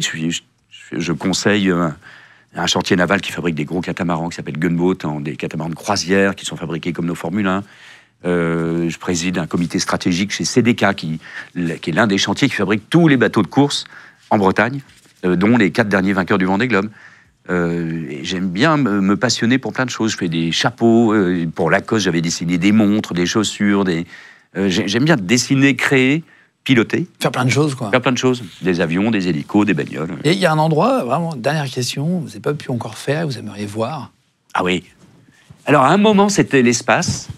Ouais. Mais j'ai pas envie d'être plus Musk que lui, loin de là. Et en plus, non, il y a une certaine futilité. Mais j'aurais bien aimé...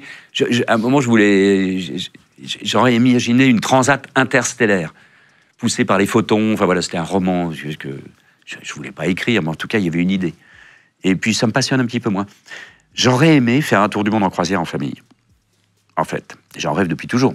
Depuis toujours. Je passe mon temps à dessiner le bateau de croisière idéal, qui change énormément, qui en 40 ans a beaucoup changé. C'était un monocoque, c'est devenu un bateau électrique d'ailleurs, plus à moteur qu'à voile. Donc il y a une belle évolution, mais ça me permet de... Et puis il faut avoir des rêves non assouvis, sinon c'est plus des rêves d'ailleurs. Mais... Vous n'avez jamais fait de croisière? Si, j'en fais. Des croisières commerciales, je parle. Ah non. Avec des bateaux, avec des toboggans. Ah non, merci. Hein? Ah bah non, ça c'est pas possible. Non, mais c'est intéressant d'avoir votre avis dessus aussi. Je comprends le... Il y a des millions de Français qui le font chaque année. Je sais. Je ne peux pas les critiquer pour avoir la chance moi-même de profiter de la mer dans des conditions beaucoup moins confortables et nettement plus appréciables, me semble-t-il. Ouais, il faut de tout. Oui. Non, enfin, si ces bateaux deviennent enfin un peu plus propres, et on y participe justement avec le fameux chantier CDK, qui est ce chantier naval qui est à Lorient et à Port-la-Forêt. On fabrique des mâts en ce moment qui font 3 mètres de diamètre, tout en carbone, avec la technologie utilisée par nos Formule 1, les foils, pour les mettre sur des futurs paquebots et cargos. Ils sont aidés, hybrides un peu. Exactement. On gagne plus ou moins 30%, ça dépend du vent. Mais enfin, le savoir-faire des marins et des chantiers de ces petites Formule 1 des mers va servir à quelque chose de plus grand. Enfin, et c'est assez récent. Et ça, c'est une bonne nouvelle. Donc, les futurs paquebots, et certains d'entre eux, pour Orient Express, justement, pour le groupe Accor, il y a 2 paquebots qui vont être faits à Saint-Nazaire et qui vont être propulsés en partie par des technologies de marins et les chantiers navals de Bretagne. Incroyable. Donc ça, c'est enfin des bonnes nouvelles. Parce que c'est vrai qu'on peut se poser la question. À quoi ça sert d'avoir des marins comme moi ou comme d'autres à faire des tours du monde? C'est aussi con que de monter sur une montagne. C'est comme une course de Formule 1, c'est du sport aussi. Voilà. Mais la F1, il y a des débouchés techniques, technologiques, et voilà. Et le bateau aussi beaucoup. Il y a une économie énorme derrière nous avec la plaisance française qui est leader mondial. Mais là, je trouve qu'il y a une meilleure justification parce que le transport maritime, 98% de tout ce qu'on a ici, c'est transporté par la mer. Hein. Oui, à un moment donné, arrivé par bateau. Ouais. Toujours. Et ça veut dire que si on aide enfin à décarboner un peu ce truc-là, c'est une bonne nouvelle. Dès lors, nos fameux passagers sur les paquebots auront le cul un peu moins sale. Merci Loïc Perron. Merci. Merci beaucoup d'être venu, d'avoir pris le temps. Merci. C'était un plaisir de vous recevoir. Un vrai bonheur. D'écouter toutes les anecdotes. J'espère que ça vous a plu chez vous. Tous les mercredis, vendredis, dimanches, on se retrouve pour 3 interviews, documentaires, reportages sur Légende. Merci d'être 100 à 150 000 à nous rejoindre chaque mois supplémentaire, à vous abonner sur notre chaîne YouTube Légende. Continuez, n'hésitez pas à commenter, ça nous aide beaucoup, à liker la vidéo. Ça nous aide sur le référencement de ce programme.